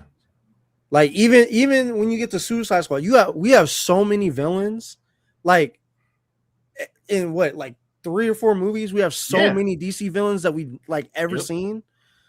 Yeah. Yep. And look, it's so funny because they be like, oh my God, but they didn't all get origin stories. I'm like, you don't get an origin story for Lord of the Rings? How many characters are in those movies, bro? Like, how many characters are in those movies? You don't get an Ocean's 11 where you got a damn origin story for all 11 characters. You know what I'm saying, bro? Literally, like, bro, it's like 100 characters in Lord of the Rings. I'll be right back, bro. It's like 100 characters, like 100 main characters in fucking Lord of the Rings, bro. This shit going on all around the world. This shit going on with the orcs, with the elves, the door, like it's the fucking hobbits, bro. We're all over the place, right? It's crazy that you're saying we got Christopher Lee and he over here doing his thing, right? Like it's all types of shit going on, bro. You got Aragorn, you got Frodo in them, bro. Like you got, bro, like, come on. I'm not saying I don't want solo movies, but we don't need all these solo movies to. I don't understand why people want DC to copy Marvel. Why wouldn't you want DC to do its own thing and let the Marvel formula be the Marvel formula? Like, what's weird though, Cozy, is that they were saying at the time that they were copying them. That's what's so weird. Because the talk back then was DC's trying to copy Marvel, but they actually weren't. They were doing something different. If they didn't start trying to copy Marvel until they started to move in this MCU James Gunn kind of direction. That's when they started to copy Marvel. Yeah. And it's so crazy, like you really saw that shit with like Shazam. No, really, no, that's really it started. Yeah. That was the first one. And it's so crazy. You're like, even if you weren't trying to copy Marvel or whatever, you ended up copying Marvel and not realizing what you had to the point where your own storyboard, or I'll say Zack's storyboards, got leaked and Marvel was using, like, it's so crazy. You didn't use what you had and wanted to be somebody else. And that somebody else came over, stole what you had, and did it. That's wild. And they just so happen to be coming out around the same time too, which is crazy. Because you had Infinity, bro. And that's why I've always thought that there was some inside baseball going on. Like that doesn't make any sense. You know, it's like you don't punt on third down. Yeah. Right? Like. What? Wait, so they have these Avengers movies that they're about to do, and then you have the star power alone to compete. Will Smith, The Rock, all these people are over here The movies are booming. They're permeating the zeitgeist. It's Suicide Squad stuff everywhere, right? You don't do all that and then say, you know what? Right before Justice League, we're just going to trash this whole thing. You don't do that unless something's going on. You don't punt on third down. Like, you don't even make the attempt. You don't even try to see if you can get the first down, right? Like, I know that might not make sense to people that don't watch football or American football, but yeah. I mean, we should have noticed with BVS. There was them punting on second down. Not even trying to attempt to get to $1 billion is what's like. They crazy. Literally announced a longer version was coming out before the movie hit theaters. That was the strangest shit I've ever seen. What? Why are you telling me that there's an extended version coming out after? Why don't you just show me the extended version now? Like, why don't I just pay to see it now? Like, you know, man, look, it was so much strange stuff. But Cozy, I appreciate you coming on, bro. What's your final thoughts on all this, man? And yo, I was loving the reactions to these clips, bro, and just us talking about seeing ZSJL in theaters, because that's great.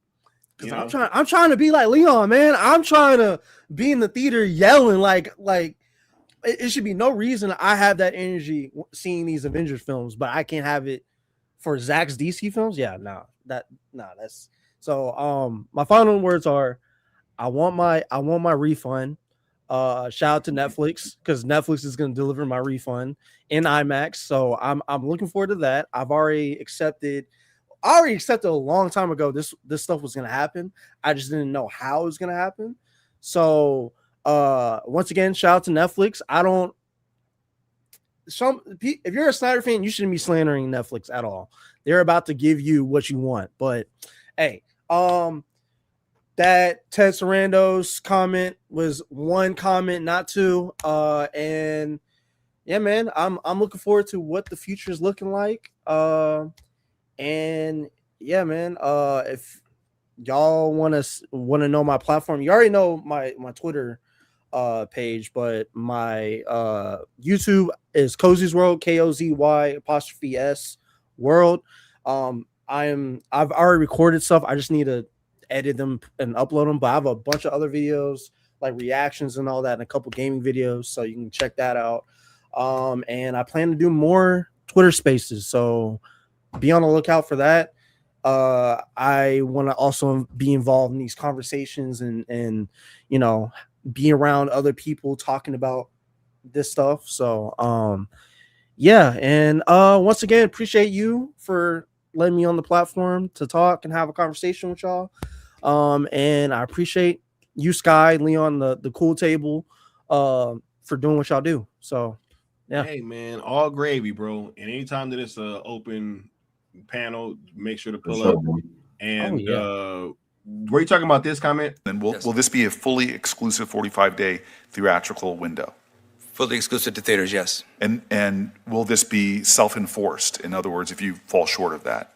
That is the industry. It is the industry standard for self-enforcement. However, routinely, movies that underperform, the window moves a little bit. And Superman was a little shorter window, and Sinners was a little longer window, but they still could refer to it as a 45-day window. And so I guess the trend right now.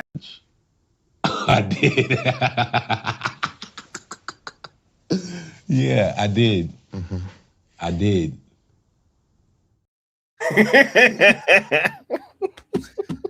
Yeah, once again, one comment, guys. That was one full comment with wait. At the end of this example. Real quick.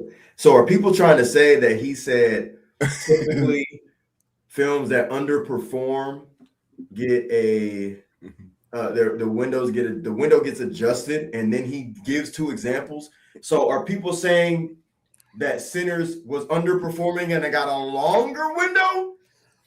They're trying to say no, they're trying to say Sinners and Superman did well, but it doesn't make sense when did so well that it got a shorter window. Thank you. You're not saying the current Warner Brothers regime that released Superman is dumb, right? right? I don't even have another option. That's it. Like you're saying, yes, bro. It's performing so well. We're gonna shorten the window, guys. Right? Okay. Hey, I guess it was that. You know what though? Wait. Hey, but there's precedence, guys, for BVS. Right? I guess it was so successful that they pulled that shit out of theaters early, especially in China. Right? Yeah. Yeah, I remember.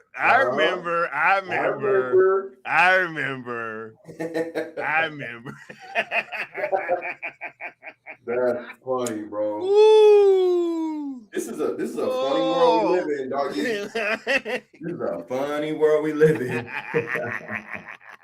Wow. Woo! I guess it was making so much money, right? Like, yeah. See, Sky, great point. Yeah. I bet, you know. Oh my, crazy, bro. Vegeta says some people are saying that Ted even lying. What? Yes. Bro, they saying Ted is lying? Hey, they saying Ted Sarandos is a Snyder cultist. We have finally made it. Under oath, not Biden. Under oath. He's lying. Under oath. He's lying. Oh, and real quick, before all the people who hate on Netflix or doubting Netflix, regardless you're a Snyder fan or not, hey, that means if he's saying all that under oath, that means the 45-day window they plan on doing is under oath too. So all that fucking they're not gonna keep movie in theaters that long. They're gonna put it on their platform. Yeah, bro. All this is under oath. So yeah. Hey, Nessa said while he's under oath, you know, hey, look, bro, they will say anything to protect this movie. Ted Sarando's about to go. He risking his whole career under oath. Hey, over some damn movies, bro. Hey, come on, bro. That shit that Cozy talking about kind of sound like this. What I'm trying to say here is that I don't even think this movie needs to be profitable to be successful. Yo, I can't believe. What I'm trying to say here is that I don't even think this movie needs to be profitable to be successful. I can't believe What I'm trying to say here is that I don't even think this movie needs to be profitable to be successful. I'm sorry, Coach. That's just no, you're good. That's my favorite clip, bro. I need to hear that 3 times. I can't believe he got on God's internet and said that lie. What, bro? Was you around when people were trying to prop that? I can't believe he got on Beyonce's internet and said that. That's wild, bro. Wait, what were you saying, Leon? Oh, my fault, Scott. I was saying, I said, were you around when people were trying to prop that dude up like he was some sort of a prophet of information? I was around then. I was around the Campia clip, Campia and whatever the other dude's name, saying that bullshit about Superman and What's really interesting is there's this weird, like, I don't think that James Gunn's Superman is in competition with anything else.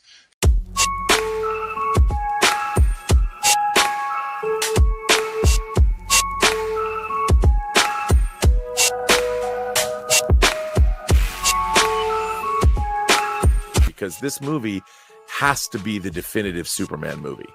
And I would dare say it has to be the best Superman movie that's ever been made. What's really interesting is there's this weird, like, I don't think that James Gunn's Superman is in competition with anything else. They're starting from scratch and building something new. The economics are not to be compared to something that happened over 10 years ago. They've spent the money on 2 movies. I would just release the Ayer cut. Yeah, well, he doesn't want the Ayer cut to be released, so there's that. All right.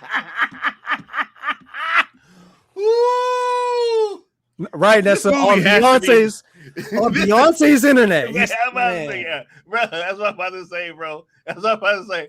Yo, this movie has to be the definitive superhero movie of all time. Hey, I don't know why this movie isn't competing with any other Superman movie. I don't know what you guys are talking about. It ain't like I just said that shit 2 weeks ago.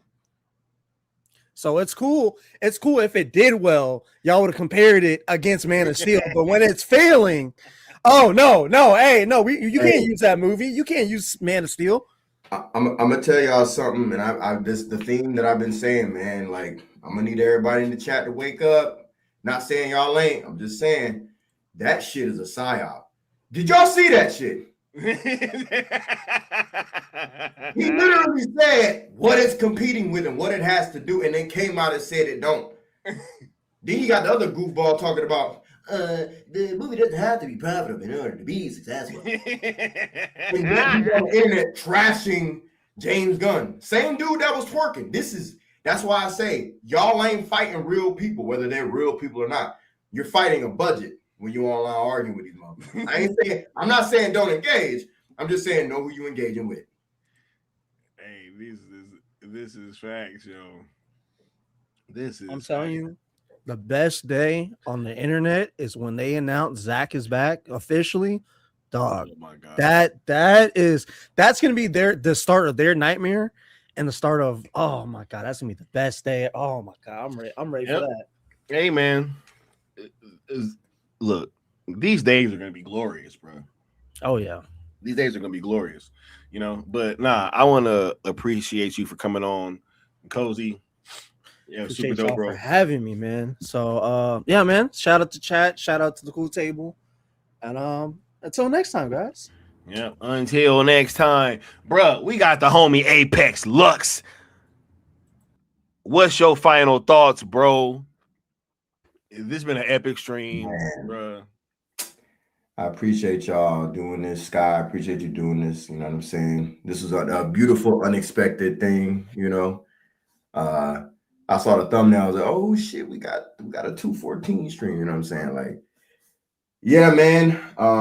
Final thoughts before I go on to my evening festivities. I'm about to attend a beautiful Italian restaurant. Yep. Hey, I'm about to get off here and hop in the shower myself, dog, because I got to get on up out of here. Yeah, bro. I was treated to 214, but it's still Valentine's Day, y'all. I was treated to breakfast, man. Get out the house. Shorty cooked me a breakfast from her culture, you know what I'm saying? She was like, I want this. I was like, cool, you know what I'm saying? Like, so my day has been beautiful thus far, you know. I went and picked up some dozen roses, you know, from the local boutique, you know what I'm saying? So it's been beautiful, bro. 214 has been lovely. So I just want everyone to understand that where there's love, there's hate. But just know where that hate stems from. It stems from a budget. You're not fighting real people. You're not arguing with real people.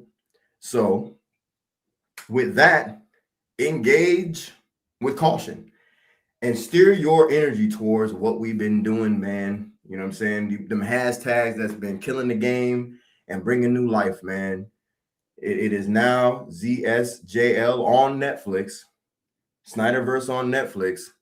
You know what I'm saying? We doing our thing. And as you can see, the Syndicate, Cool Table, Sky, we've all just been chilling. We ain't really been putting pressure on that end of things, man. We just been chilling. Because the game was afoot, but now it's over. We're just waiting for them to announce the championship. You know what I'm saying? So shout out to Netflix. And also, shout out to you fans. I hope that someday soon that you guys will see all of this stuff in theaters. It feels like it's going to be soon. It just does. Not only based on information, but just a literal feeling in the air. You know, you can see the haters that we know are haters, like certain directors, certain executives, certain actors. They've been pretty fucking quiet. Like, real quiet lately. Y'all notice that, right? Like you could damn near walk in their front yard, they ain't gonna say nothing to you. You know what I'm saying? It's kind of nuts. So shout out to the little details that people should be paying attention to if you're like locked in with all this. And sometimes silence is beautiful. So we're getting a lot of that from them. And shout out to Sky, man, holding us down once again, man. You know what I'm saying? And yo, I think that's all I got, man. This is a really dope stream. The panel was beautiful, man. Shout out to the chat. You know, bang. Hey, man, bruh. Look, since we got a history on this channel of like having discussions about shoes. Yes, sir. Right. My shoes just got here, bro. Hey, you want to see them? I'm yes, like, sir. hey, bro. First of all, shout out to Kobe. You know what I'm saying? Because I had to get some Kobe's. You know what I'm saying? It's these though, but I just got the look at these. But I'm loving that because it got the actual Achilles, and I tore my Achilles in real life. You know what I'm saying? So, Right. Yeah, bro. Just like Kobe. Can't wait to bust these out. Anyway, that's fire, bro. Anyway, dog. Hold up, I got a super chat. Hold on, you gotta understand. My day just got a whole lot better. You know what I'm saying? Yeah. I think I'm gonna step out on some Stacy's today, bro. We got the homie. Yeah. Oh no, those wasn't for today. No, I know. Like, I know. Yeah, I know. I'm just saying. These are what I'm gonna probably step out in. Either some Steve's or some Stacy's. I don't know. Yeah, bro. Oh man, bro. I gotta show you my dress, bro. I got some dress. Anyway, nasty ones that like real quick. They look like they kind of put you in the mind of like waves, but they almost look like hypnotic waves. Oh, it's nasty. I was like, I said, give me those right now. Yeah, I got some too that almost look like some sequins. I got another pair that's like super, almost like little diamond shapes all over them. It's crazy. I got some steppers. Bro, you know what I'm saying? I got some steppers. When I saw you in that suit with the John on your head, I was like, hey, we cut from a similar cloth, bro. Bro, they don't know, dog. They don't understand. They don't know, dog. They don't know. They don't know. But it's not for them to understand. We got W Mir with the $10 super chat saying Netflix be like, you triggered my trap card, air cut. Now for 3 whole turns, Gun Suicide Squad loses 500 attack points for every time Boomerang is in the graveyard. Hey, bro, that's crazy good, man. Because that man know what he did is crazy. Right? Look, y'all was asking me to play that video again, so here's when I'll do it. You know what I mean? And then we'll kind of get on out of here. Onward for the glory of Darkseid and Apocalypse.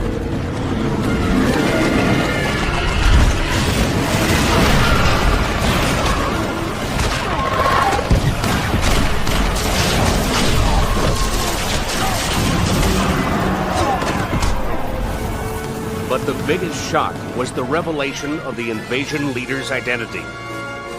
Superman. In the wake of this week's dramatic developments, we asked the people of Metropolis how they felt about the Man of Steel. If you ask me, the bum ought to go back where he came from. I'm locking my bedroom door at night. Don't listen to them. No, they're right. I did lose control, and it scares me. If I can't trust myself, how can I win back the trust of an entire planet?